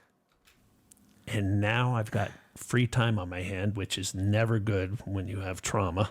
Yeah. And I've got Dennis Pegg in the forefront of my mind. I've got that little boy in the forefront of my mind. And I had zero coping skills throughout my whole life. Like mindfulness, like all these foreign terms. Yeah, man. I never incorporated it, And then imagine being forced to even know these without even being taught that. And then you're treated like you're stupid because you don't know these terms or know these things at your age of 40, whatever. Little did you know, people don't even give a fuck, nor don't even know that you were assaulted when you were a child. And then push comes to shove, you turn like what, 60 something, 70, and now people are talking about arrested development and having some type of care towards certain things that people didn't even know back then. Imagine how that may feel. Fuck. I just dove headfirst into drugs and alcohol, like literally around the clock. Just one drug on its own wasn't enough. So I'm just taking any drug I can get to try to numb myself, to try to block the thoughts from. You start unraveling. Also, people. I just want you to know. I said this like years ago, but just so you guys know, you can never want to run away from your feelings and trauma until you attack them head on in healthy ways. Drugs won't help. Alcohol won't help.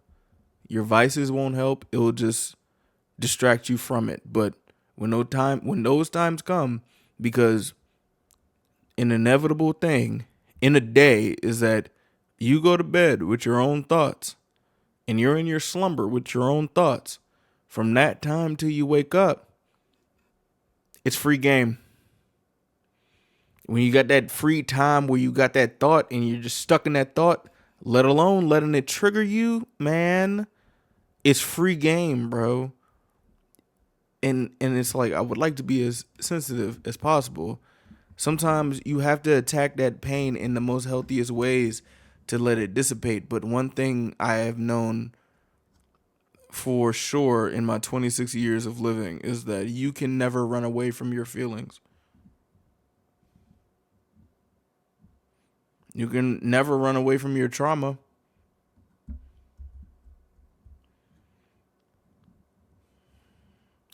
Sometimes I'm feeling like, man, if you try to fight it, it's going to come back stronger.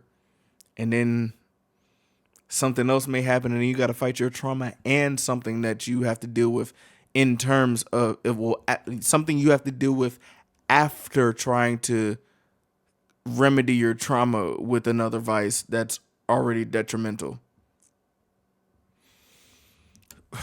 It's just like, bro, at the end of the day, stop essaying children.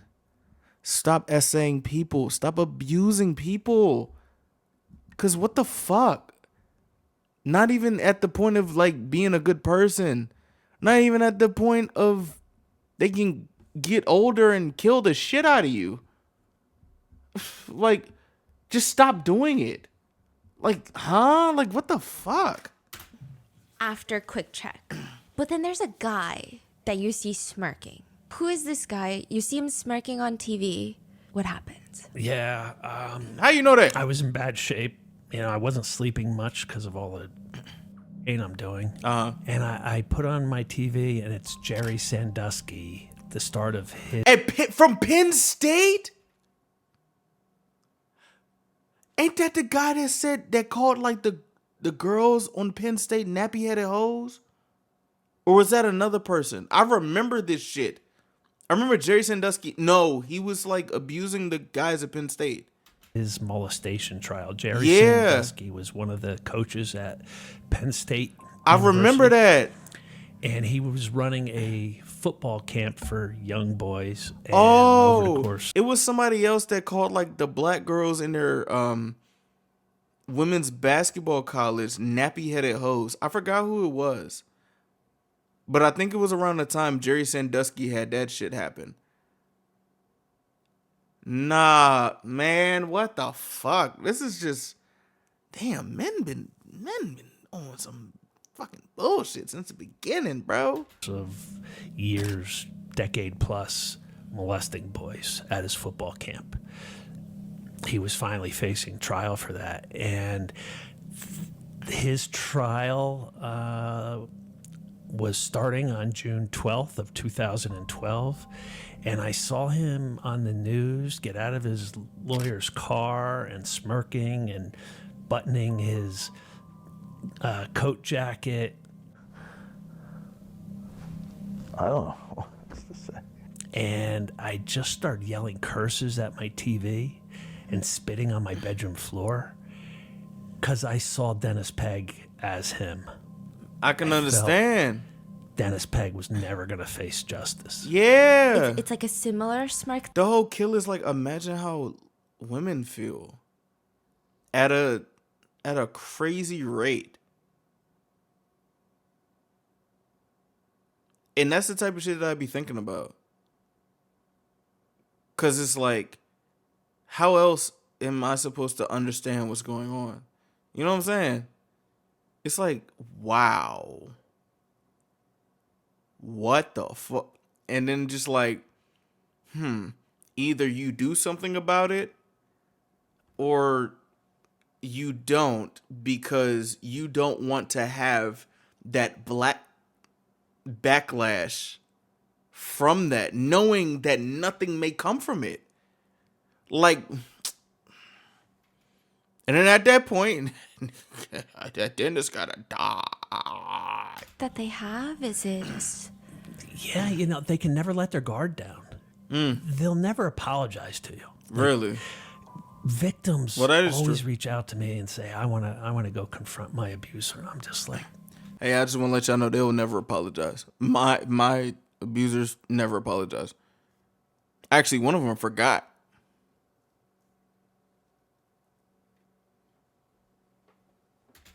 don't.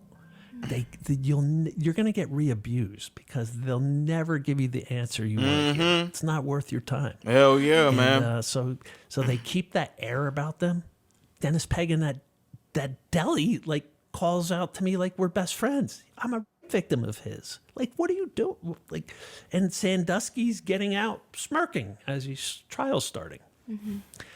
And that just infuriated me. As it should. I spent the rest of the day out with a couple friends drinking and me sneaking drugs, you know. I got to go out and make a phone call, you know, in my truck. I'll be right back. Just smoking coke, sniffing coke. And I'd go out and do coke. And Jeez. And I love how she just left the coke. And what the fuck? Oh my gosh. I had someone. Also, shout out to Stephanie for like listening. Like, she's really like attentive, listening and everything, letting bro talk, like all this other stuff. Like, shout out to her, bro. I stopped at an Italian restaurant on the way home that night. I was meeting a buddy at my house who I had lent money to, and he was going to power wash the cedar siding of my house and stain it as repayment. So I was meeting him at home, but I stopped at this Italian restaurant, and there was a guy in there who burned me on a business deal, a motorcycle deal. Oh, fuck. I took out a $33,000 loan to have him build me this custom motorcycle, and he took the money, my money and a couple other people's money. And 33 bands?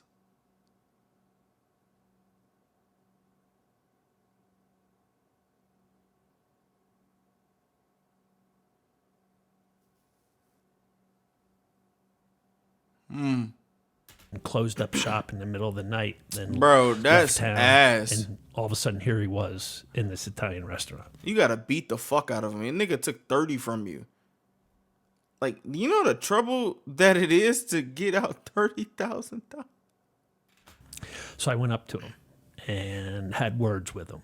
And he was with his family. So I said, out of respect for your family, he's lucky. I'm not going to take this any further. But He's so lucky. He's so lucky. This guy is a good man. This guy's a real good man. Anybody that got a bone to pick with somebody that stole from them upwards of $30,000, that's almost like the median income of someone in America, by the way. And that nigga stole it. And just because he's with his family,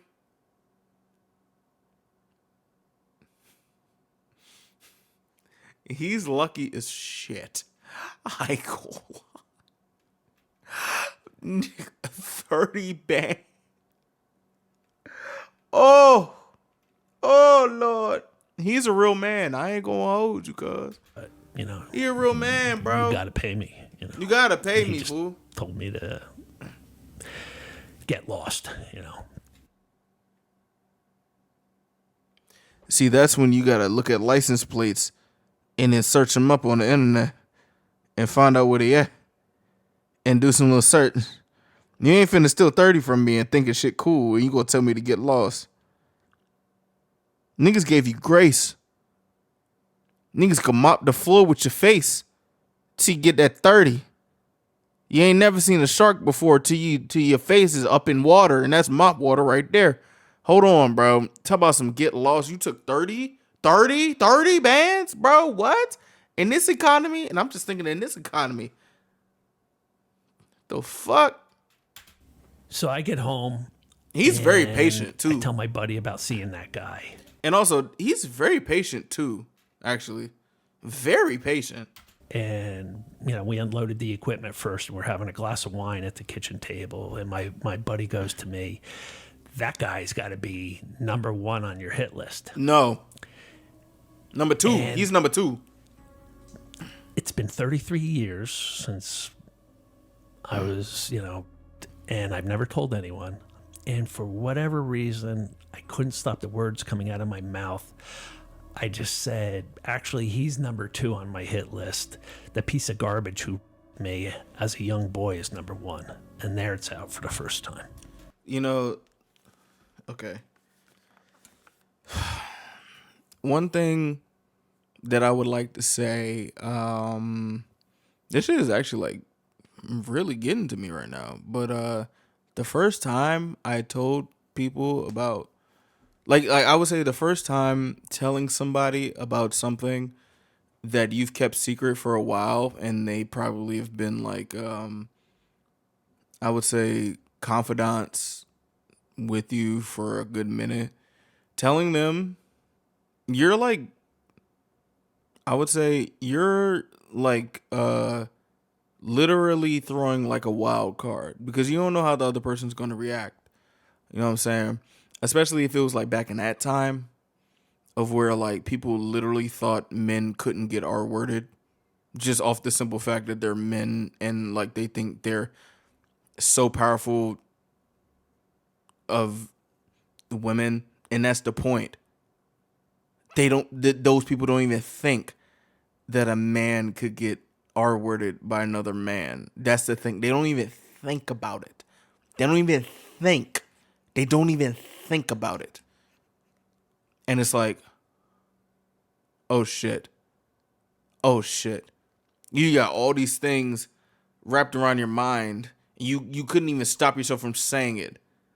You know what I'm saying? Like, imagine saying something that you didn't mean to say, and that just changes your whole perception on your friend. And like, you're literally at the whim of their response. And then either you lose a friend or you have a supporter. It's scary. It's very scary. It's very scary. I remember the time I told my family that they thought of...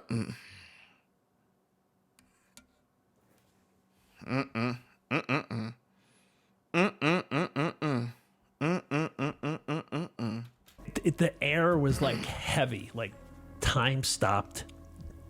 The clock stopped on the wall, and we're just like, you and I are sitting across from each other on a table, and we're just staring at each other. And he's like, "Are you for real, or are you messing with me?" So this is the first time in 30 years that you tell 30 in them things. Yeah. To be exact, 33 years. 30. Yeah. 30. You tell Bob, it just happens. You don't even decide. It's not like... Yeah, it just came out before I could even like stop my mouth from speaking. You know, I was just so tired and exhausted and Understandable. beaten down from drugs, and seeing that other guy inflamed me at the Italian restaurant, and it just came flying out. Also, again, shout out to Stephanie for creating a safe space for this man. This is the safest space I've ever seen a guy being able to express himself. This is the safest space I've ever seen in my life. Wow. Who is the first to talk, you or Bob? Bob's, as I recall, is the first to say, like, Oh, shit. "Are you for real?" You know, and I'm like, "Yeah, I'm for real." And then he's like, "Who is he?" I'm like, "He was my Boy Scout leader." And like, "Where did it happen? When did it happen?" You know, so I'm just saying, you know, and he's like, "Where does he live?" And I'm like, "You know, he lives like 2 miles from here." Also, that's not really the best thing to ask a victim. It's not really the best things to ask a victim. And I think at that point I said to him, "You know what? It's time to go confront this guy." You know, Time to get active. ever since seeing him with that boy in that quick check, I've just been haunted, and I'm like, it's time to go confront him. Time to get active, Dennis bro. Pegg, he had retired from the sheriff's department, but he was still the firearms instructor. Everybody in law enforcement has to get recertified with their handgun every year, and he was the firearms instructor for 2 counties, Sussex and Morris. So every cop, every sheriff's officer had to go to him to get recertified. Really? So the guy was Ain't no sheriffs going to, and officers going to him no more. I'll tell you that much. Hope they got another firearms, whatever the fuck. a complete gun nut. And I told Bob that. He a gun nut and you killed him with a knife? Oh, Lord. Oh. And I said, What? we ought to take something with us. I gave Bob a steak knife. And I went under my bed to where I kept that Boy Scout hunting knife he taught me how to sharpen, and I grabbed that. Now, Stephanie, basically this was a suicide mission. Oh, You know, I understand. A steak knife, a hunting knife, Yeah. against a guy who had 33 guns in his house. This is like a Robert O'Neill mission. Damn. Also, Robert O'Neill is the guy was in SEAL Team 6. Holy shit. Shotguns, rifles, and over a dozen handguns. If you were doing what he was doing for 45 years, you would think he would have a gun at the ready under every table, on every armrest, on every couch cushion. Maybe, but he also trusts him to keep this secret, and he has trusted him to keep this secret for so long, to the point that he sees him every time, puts a hand on his shoulder, and says, "Hey, buddy," looks him dead in the eyes and everything. So that means he probably has his guard down when he sees him, because from what dude knows, or knows from what's the thing? Knows from, I guess, muscle memory, not muscle memory, but like memory. Like, he's not somebody that will flip on him from what he knows. But what he knows is that We finna get this motherfucker. You would think like my time, I'm rolling the dice here 45 years in. I better be ready. Man. So it should have been a suicide mission when I went there. What did Bob say when you made that suggestion? Who's that? I just handed him the knife and I said, I'm going to go get my hunting knife. And that was pretty much it. It wasn't, it wasn't like that long drawn out thing where we're crossing our T's and dotting Stephanie look like she ain't never heard this shit before in her life. our eyes, and this is how this is going to happen, and that's how that's going to happen. It was just like, I'm like, let me just go confront this piece of garbage. Yeah, bro. And we'll take these with us. Hell yeah. And it's a 6-inch hunting knife. Oof. Right? Yeah. Was that the biggest knife you had, or was it more so poetic justice because he was teaching you to sharpen that specific knife? Or you had like no thoughts, you're like, let me just grab a knife? I would think it's poetic justice. Subconscious. It's poetic justice. Poetic justice. Yep. Like, take this with you, So you have no plan, just a knife. You guys drive to Dennis's house. At what point are you like, maybe this is not a good plan? Fuck that. No, just Fuck that. Fuck like I said, that. he had a long driveway. It had a 90-degree turn in it. Bob pulled up there, and at the 90-degree turn, stopped, went up the driveway. His front door was open, and there he is sitting. Like he had a storm door. It was a summer night, so shit. the storm door's shut. I mentioned earlier, like the definition of a devil. Well, to me, it looked like the devil sitting in his lair. That's all I saw. But seeing him, this is the first time I'm back at that house in 33 years since what happened with me and the dog. Fuck. I never went back to that house. Fuck. And I instantly started going into that panic attack again. Just Understandable. breathing got real hard, and I feel like rigor mortis in my muscles. And before I completely froze, I walked up to his door, that storm door, and ripped it open, broke the hinge. And I'm standing in his doorway. It's 9:30, 9:45 at night, and there's somebody you ripped in your doorway who just ripped open your door. And he casually looks over his shoulder at me and goes, "Hey, how are you?"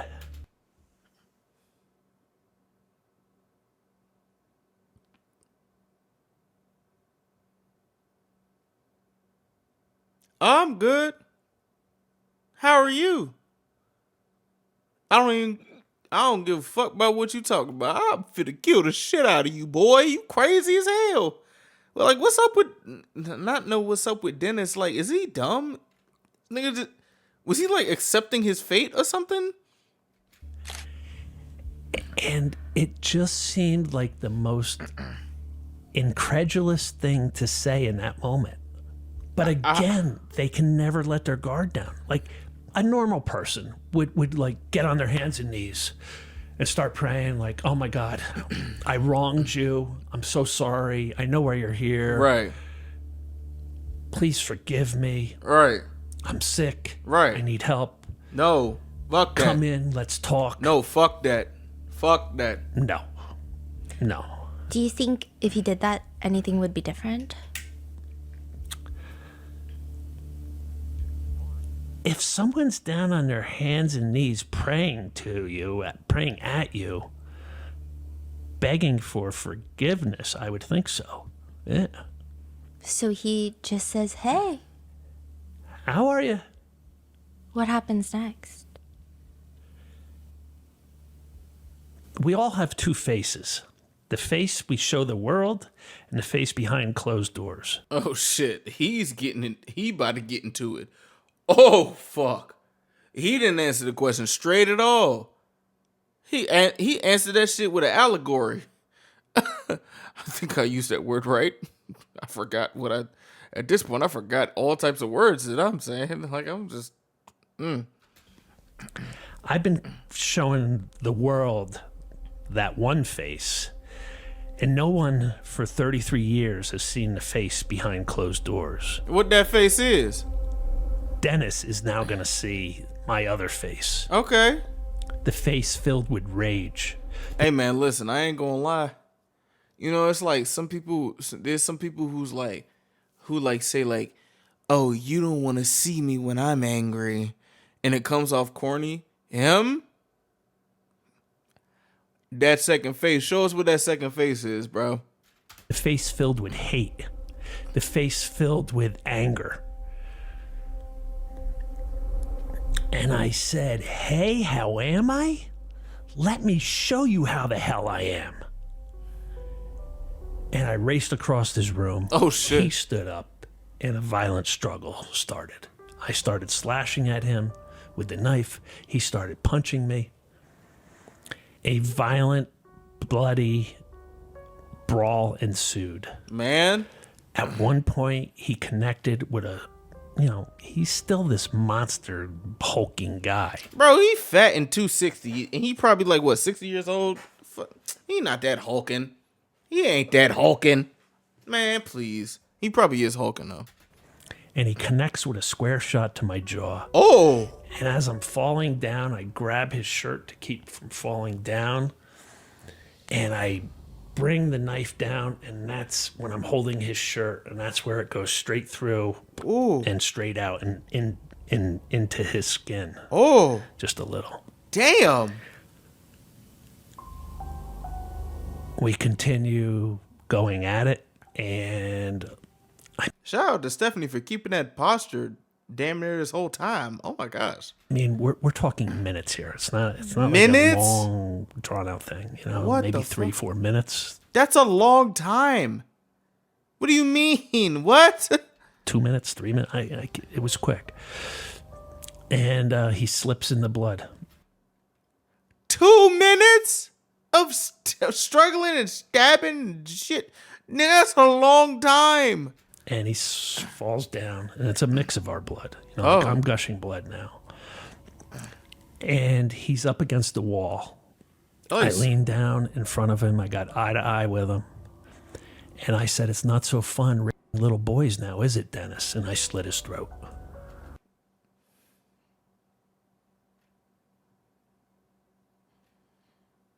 Now that's one hell of a one-liner. Okay. And Bob was standing in the doorway, wide-eyed. And I said, go get the van and bring it up. Because I had one more thing I wanted to do. What you want to do? I walked over to the bedroom. He ripped me in, he spit and I on spit it. on the bed. Ah. The answer to everyone's question is, did this solve everything? No. No, it didn't solve No, everything. nigga, no. Also, BT Dubs. Revenge doesn't solve stuff, but it may make you eat. It may make it even. That don't mean it's gonna make you feel like it solved something or make you feel like it was even. That's the thing about revenge. Unless you're that type of person that feels actually good when getting revenge, it don't make you feel good, but it will make you feel even. That's the difference between that. And also, you might not find out that it's not good for a while. You may feel good in the moment, but don't heal from trauma by adding more trauma. Exactly. You don't heal from sexual abuse by murdering someone. That's not how you heal. Yeah. I stopped the predator from ever harming another young boy. 45 years was long enough of raping young boys. Yeah.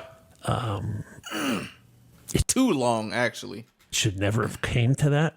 It would be uncovered that multiple boys over the years had come forward and filed lawsuits against him, and he got out from every one of them.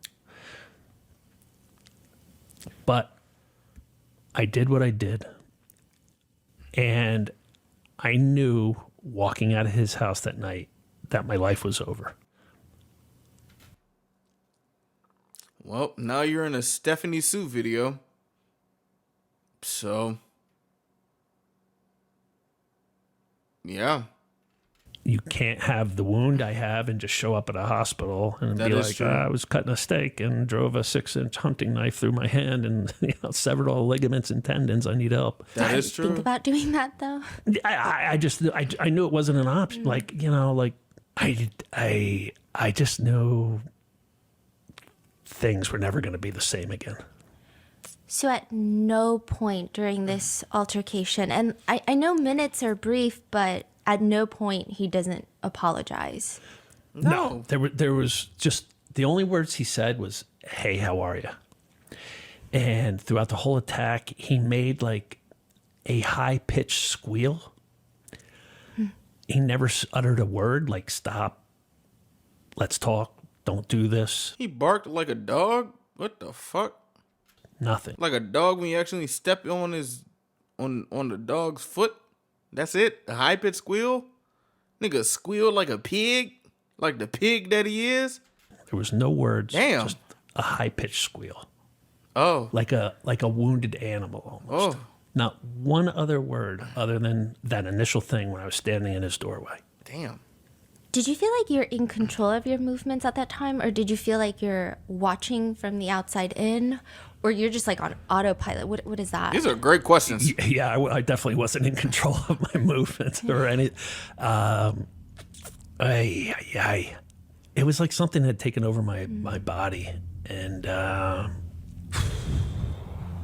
man, would I be honest if I said I had a out of body experience during that? No, I wouldn't be honest. But it was like that. It was like looking at this reel going on, and just like that's how when I look back at it, like I can't believe what happened.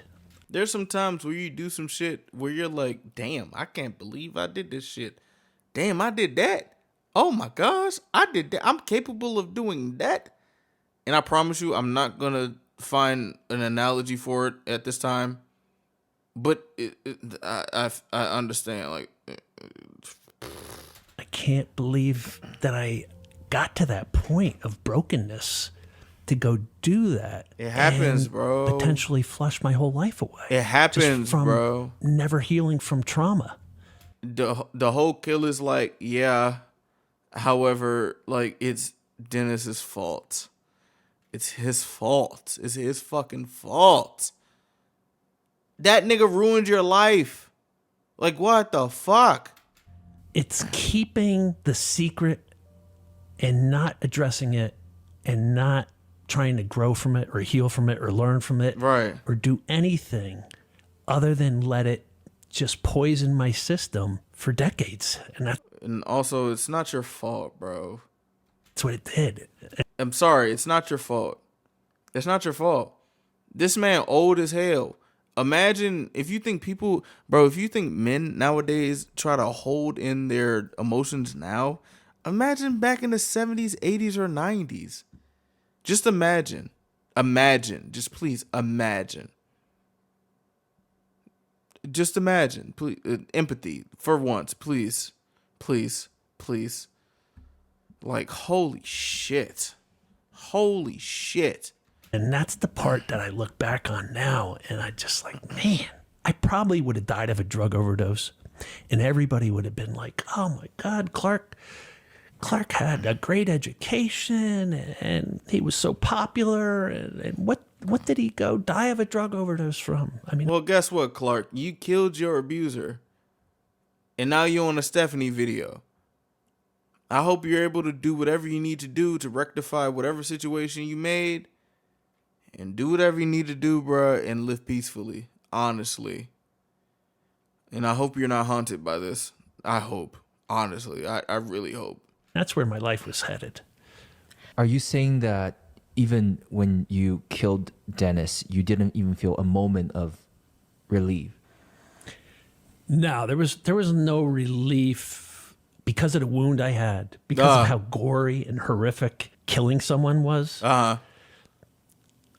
Again, I don't view Dennis as having humanity, but it hurts your soul to kill somebody. Well, you're a human. That's the thing. Like, you're human. That's normal. That's completely normal. I've never off to somebody, but I can imagine doing that might fuck you up. You know? It's not therapeutic in any way. Yeah, it's not. It's not healing. Like, it's damages your psyche. It damages your soul. It also fucks you up even more. It hurts.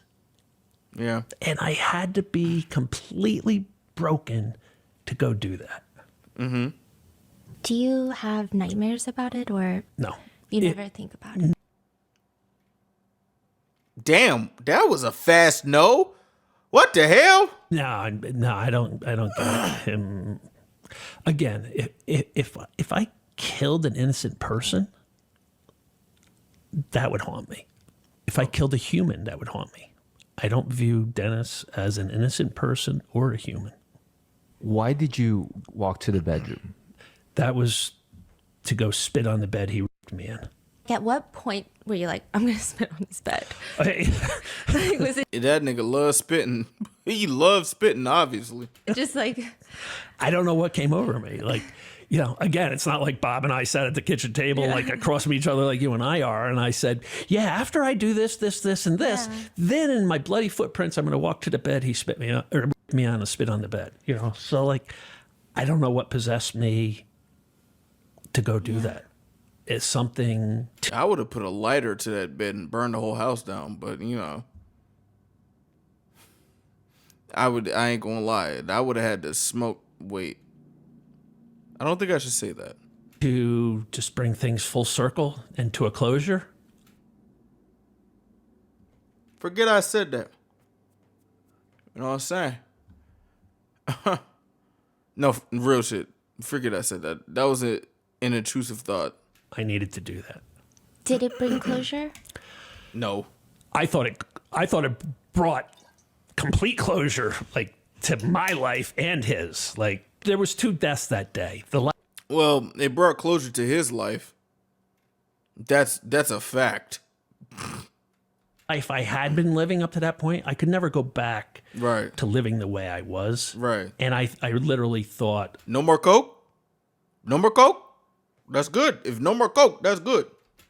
I forfeit the rest of my life. Oh. I'll either kill myself or spend the rest of my life in prison. I forfeited any healthy, happy life to just put an end to his reign of terror. That's what I thought.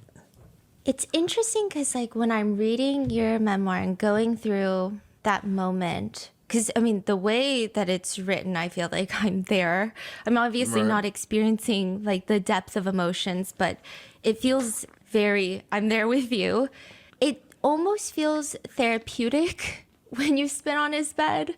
And it's, like, kind of interesting because I know you don't advocate for people to do and follow in those steps. But Honestly, it just, yeah. I guess it was relief for the reader. I would honestly feel like, you know, it would feel like it's very, very therapeutic, but at the same time, it's like you don't know until you go through it. And it's like, hold on. I don't think I would ever want to go through something like this. But like on the outside looking in, it's like, oh yeah, I would definitely feel like I would spit on this bed. But if it actually happened, you probably would not want to spit on the bed. Like, you know, that's just, I don't know what to call it. I wouldn't say selfishness, but what is it, living vicariously through somebody? That's what it would be. I don't know. I don't know. There's some sort of poetic justice in doing that. Yeah. Yeah. I mean, I guess. I think if everybody, and it's a lot of everybody's, if they could spit on the bed they were raped in, they would want to do it. I would want to do it. I just told you I want to burn that motherfucker down. Hell yeah. What? Spitting? I'm not a spitter. However, you know, oh gosh. You have a hole in your hand. You drive home, and you say you need to tell your mom. What is the thinking behind that? You're That's real. telling your mom because you don't know what's gonna happen That's next, real. or That's real. Yeah, my mom had just come up from Florida. Welcome home, Mom. Oh, man. And Fool, I could have never told my mom nothing of that. That's something I would keep to the grave. I've never killed anybody, by the way, but that's I called my best friend at the time and the girl I was dating and asked them to come over because I just, my life's over, Steph. Like, am I going to kill myself after this, or am I going to spend life in prison? It's one of something that's really like kind of fucking me up. It's like, bro, this nigga's life was literally altered, and the fact that he was thinking about ending it all after he got retribution, it's very sad. It's very sad. Because it's like, thank the Lord he did not take his life, because he's here now to tell his story. Like, he's here now to tell this story. Like he's not only a story, but like, this is honestly a point in history if you think about it. And I don't want to think about it like in terms of like Steph doing something for the first time, but it's like, this man has a story and he's still here to tell this story. You know what I'm saying? And it's like, thank the Lord he didn't end it. And also, if you know me, you know I'm an advocate to not off yourself. You know what I'm saying? Like, like, he's still here. He's still here. This man survived.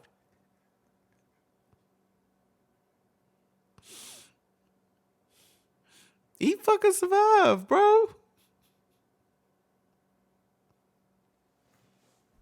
those two things. So let me say goodbye to my buddy. Let me say goodbye to my girlfriend. And let me get my mother up and say goodbye to her. Because this isn't going to turn out good. And your mom she's 80. How old was she at the time? Yeah, like 81 maybe. And so your plan is, I'm going to wake my mom up, tell her goodbye. But your mom's plan is, I'm going to clean up the blood and we're going to run. His mom is a rider.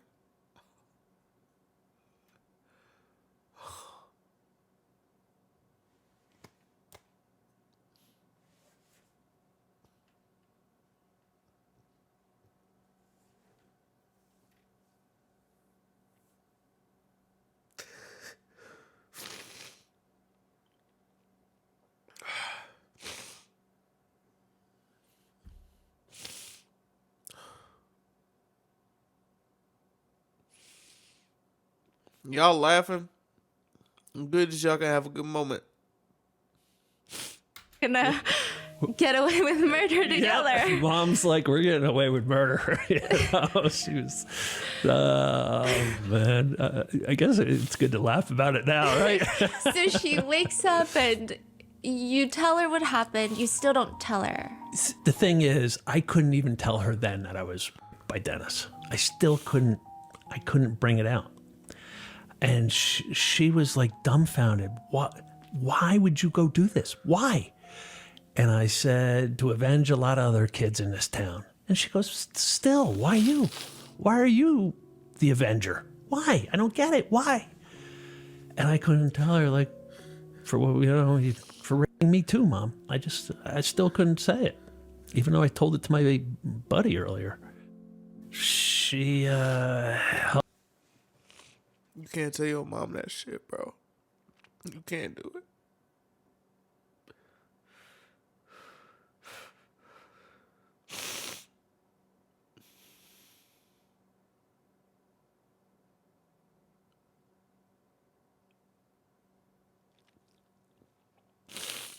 Let me lock in again. Sorry. My bad.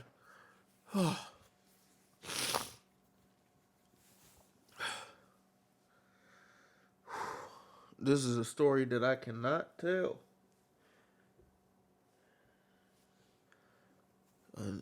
unless other people already know this, and the people that I tell this story to, it's nice having a mom that understands what's going on and is a rider regardless. It's really nice to have that,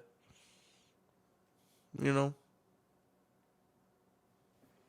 Helped me upstairs. I wrapped my hand in duct tape, which fixes everything.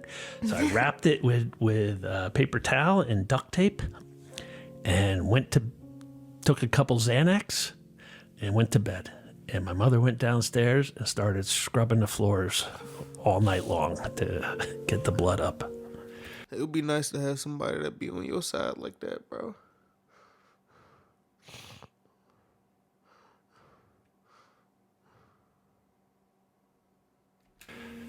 And so she's like, we're going on the run, but you wake up and the cops are surrounding. Yeah. She told my sister that she was going to take me and we were going to go on the run. I know, it says in the book you guys are thinking the end of the world, which is Florida. Right. You guys are going to go to Florida. Yeah. No, I like the plan.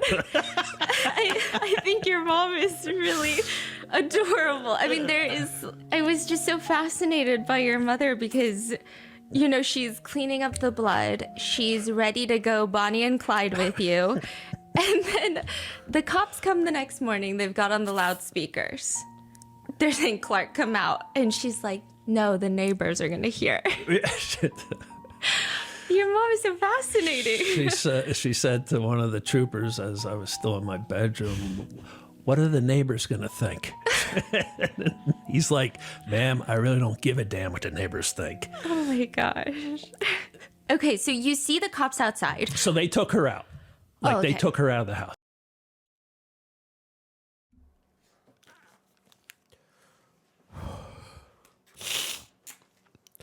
You know, it's very nice to hear that somebody's mom that will be a rider for them, even if the police come. You know, I ain't gonna lie to you. I wish my peoples would be a rider for me in terms of, like, police, bro. Y'all know the story. If you know, I'm sorry, I'm not telling this again, but there's a bunch of things about police with me and my peoples, bro. You know, I just wish I had people in my corner, bro. I ain't gonna lie to you, fool. I ain't gonna lie to you, bro. This shit beautiful to me, man. This shit real beautiful to me. Whew. Ooh. Oh my goodness.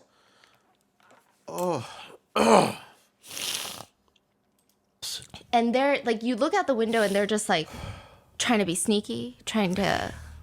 Yeah, they're like I said, they're hiding behind trees. You know, they don't know What's inside? what I have if I'm loaded up with a AR-15 or what my mental state is. What you know, the hell? they've got a dead body. Yeah. So they're every one of them has their gun drawn.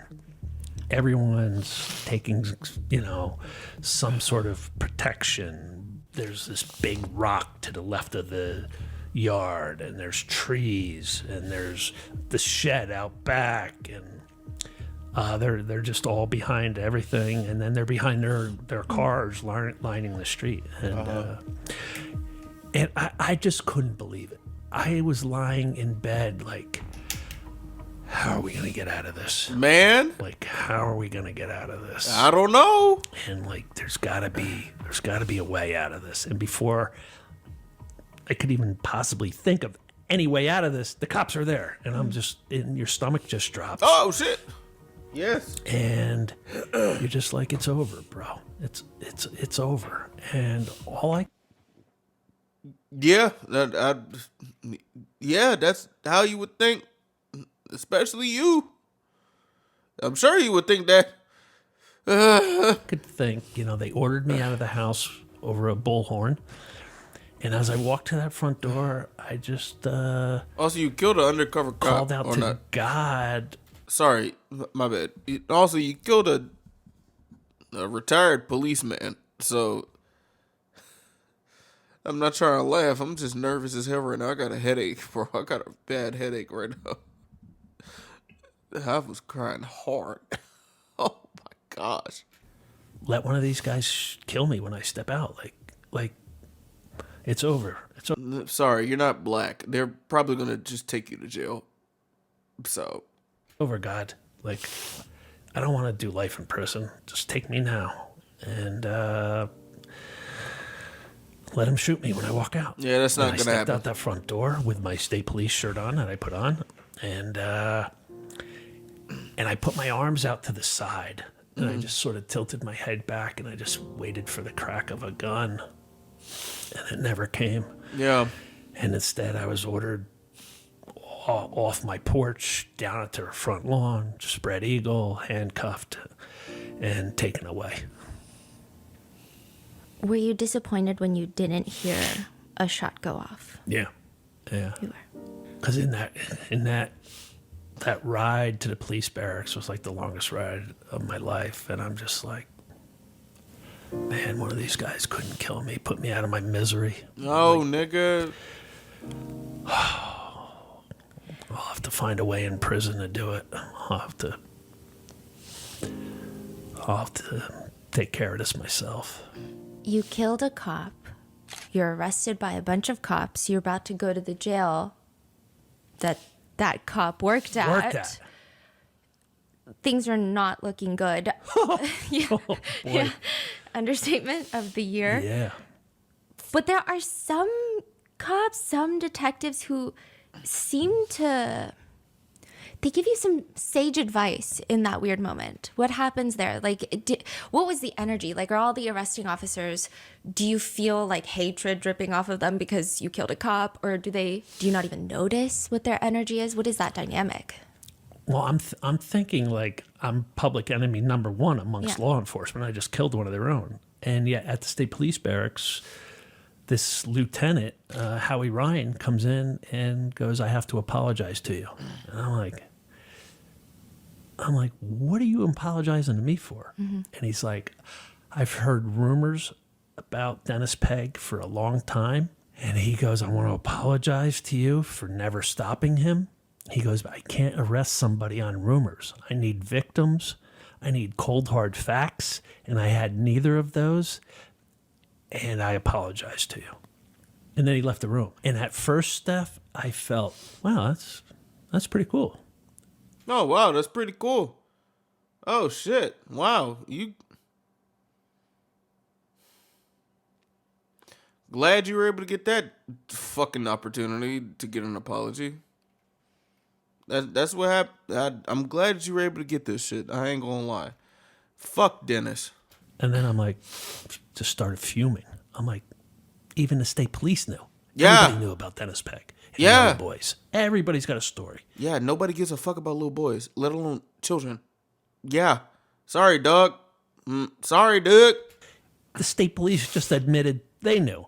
And yet I'm the one who just had to flush his life away and look at life in prison to That's justice. That is justice.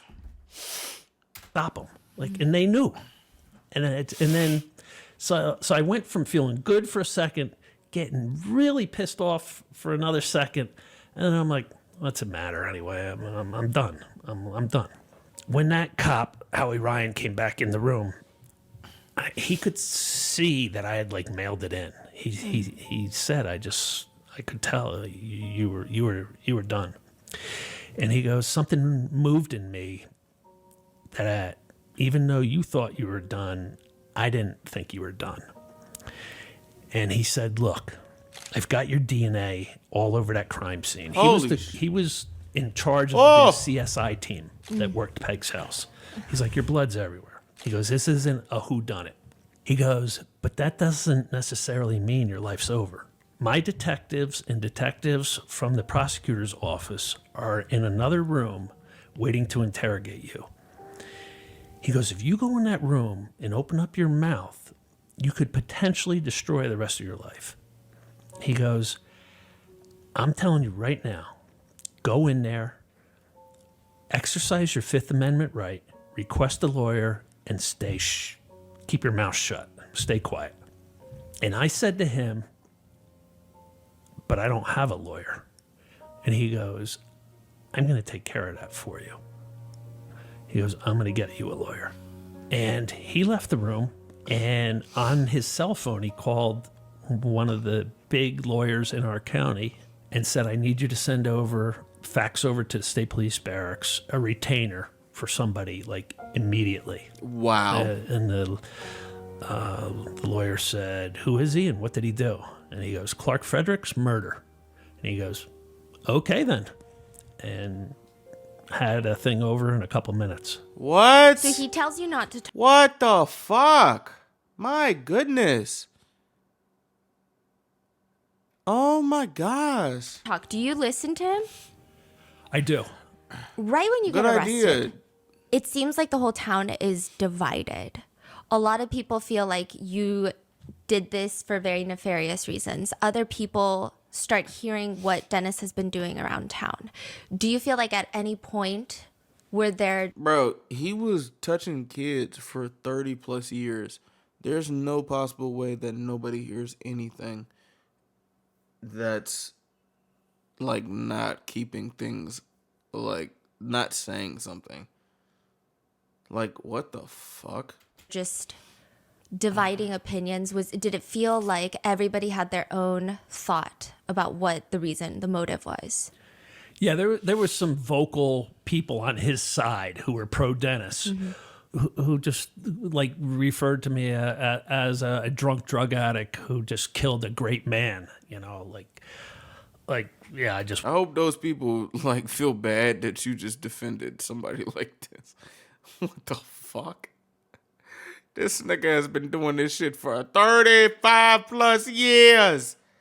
40 years. Like, what?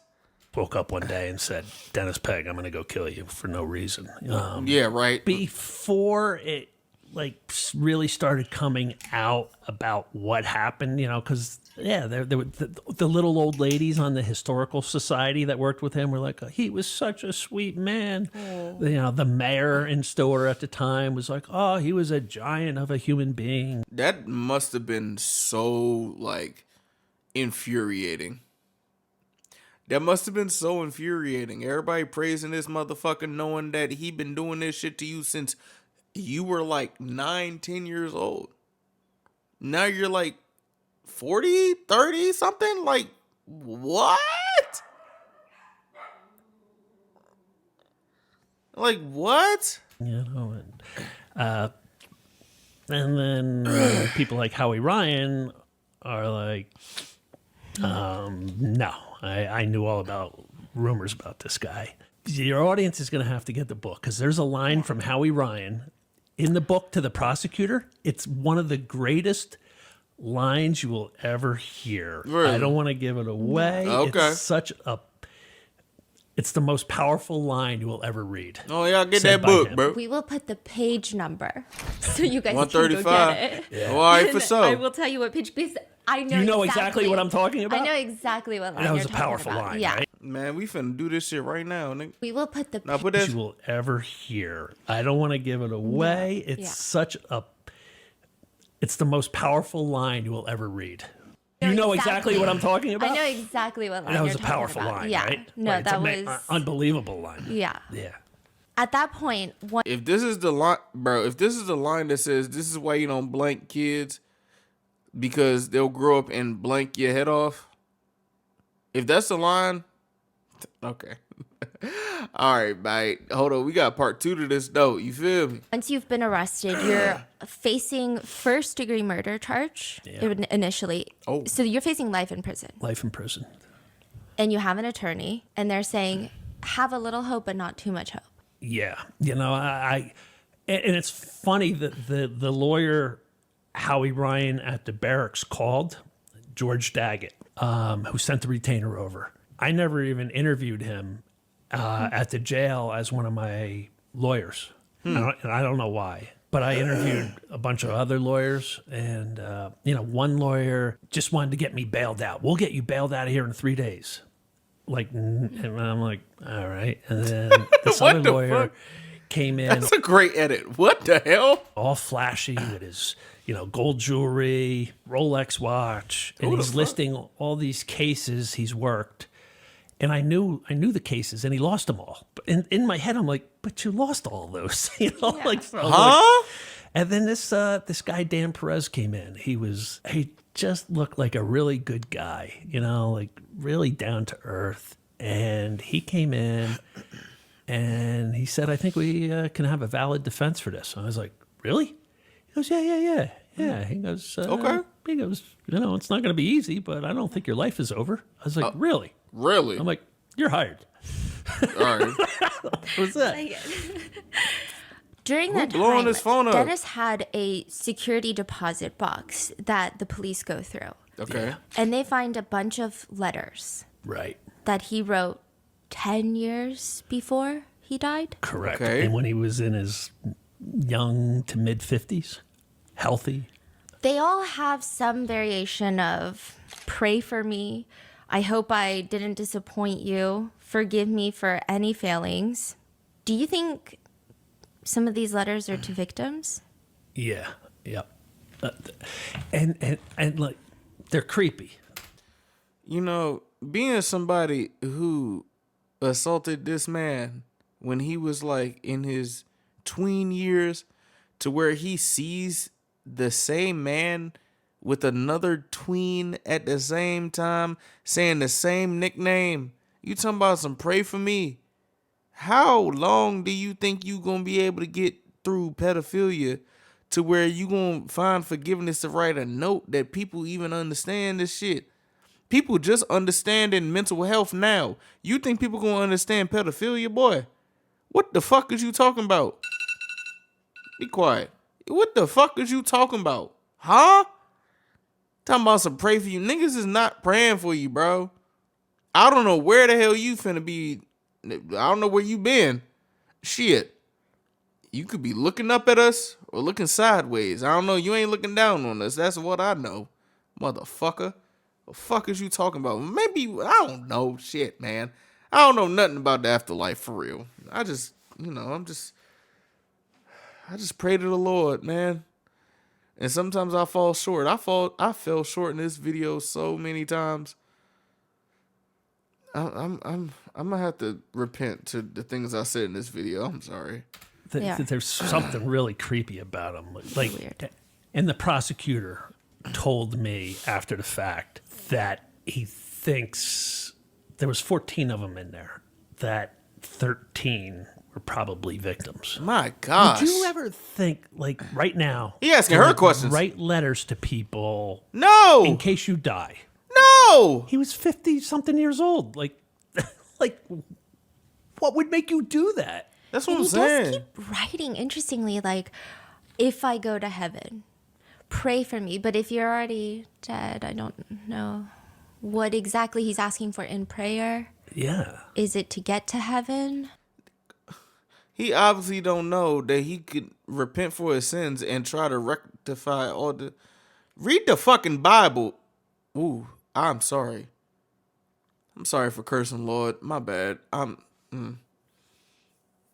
My bad. That wasn't good. I'm sorry. No. Bro, I just said that out of anger. My bad. I'm so sorry. I can't, man. I can't. It's weird. They're Yeah. very It strange. was, These are his sins. His crazy sins for decades. You telling other people to pray for you. You know what you did. What are you talking about? Why are you absolving people to pray for you? No. Pray for yourself. Like what? I read those and it just like left me feeling yucky. Like, Yeah. and then if you assume that they're to victims, like, I tried my best.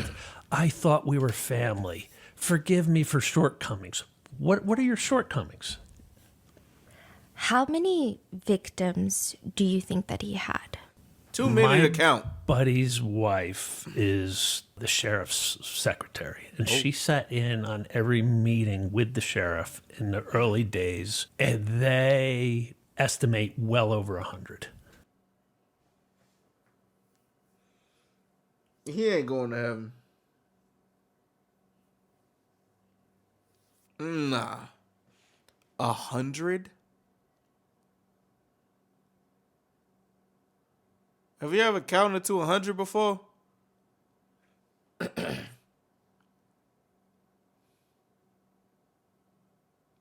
100. And they let this slide for 30 years, 30 plus years.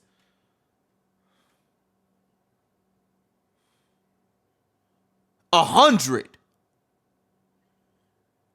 Don't piss me off in the last 8 minutes of this video, please. This is the first video on this channel, and I'm like I'm tired right now from all the tears that I've cried.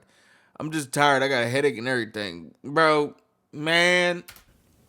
One of the other victims is very close to you. Family relation. What you mean? Who was that? My brother. What happened to your brother?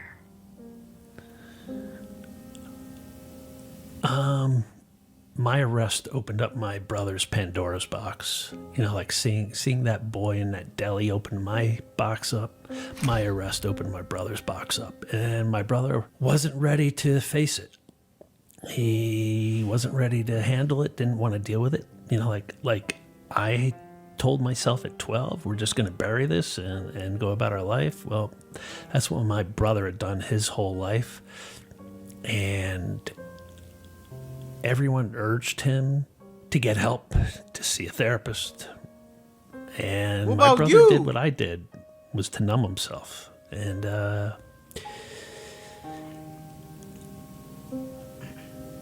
I found him dead on our kitchen floor a couple of years.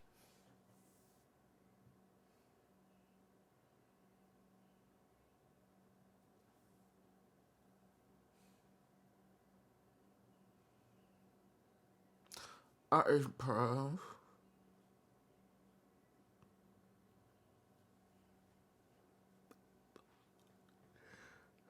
Years ago, from drinking himself to death. This is going to be a 2-part interview. This is part 1. In part 2, we're going to ask Clark about how and why the FBI came to him to warn him that someone put a hit out on his life. What? He has, there's his entire journey, or I guess more so fight in prison, trying to get through it while he's surrounded by criminals who are accused of doing the very thing that Dennis Pegg did, which is harm children.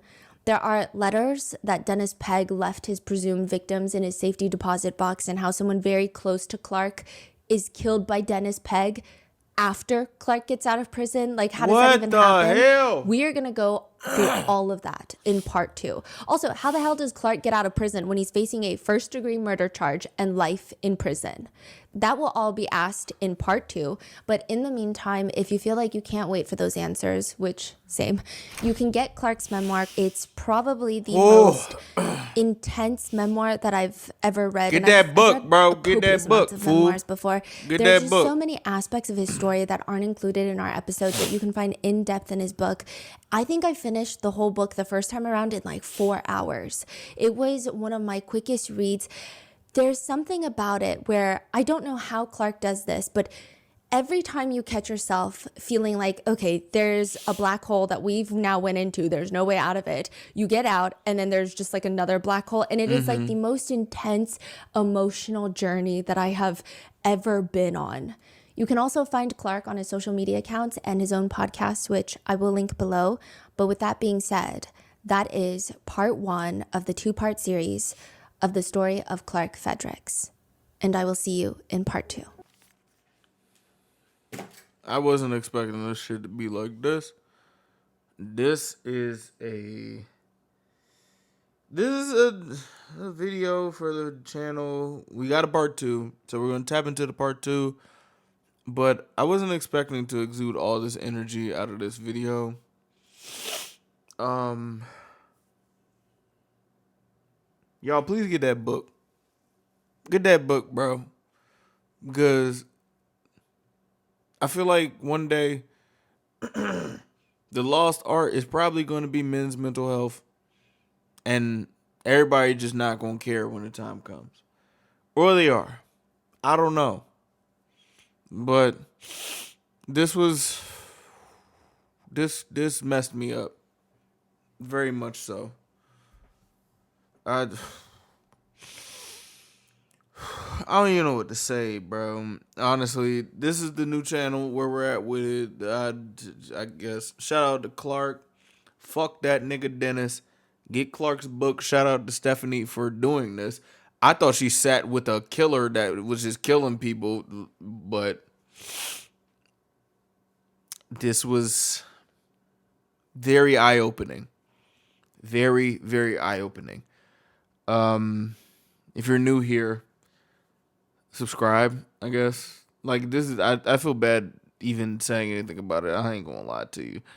The video is gonna come. If y'all want to subscribe, y'all want to subscribe. I don't even know how to announce doing the outro. So I hope you guys have a good day. I'll see you guys in part 2. This is crazy.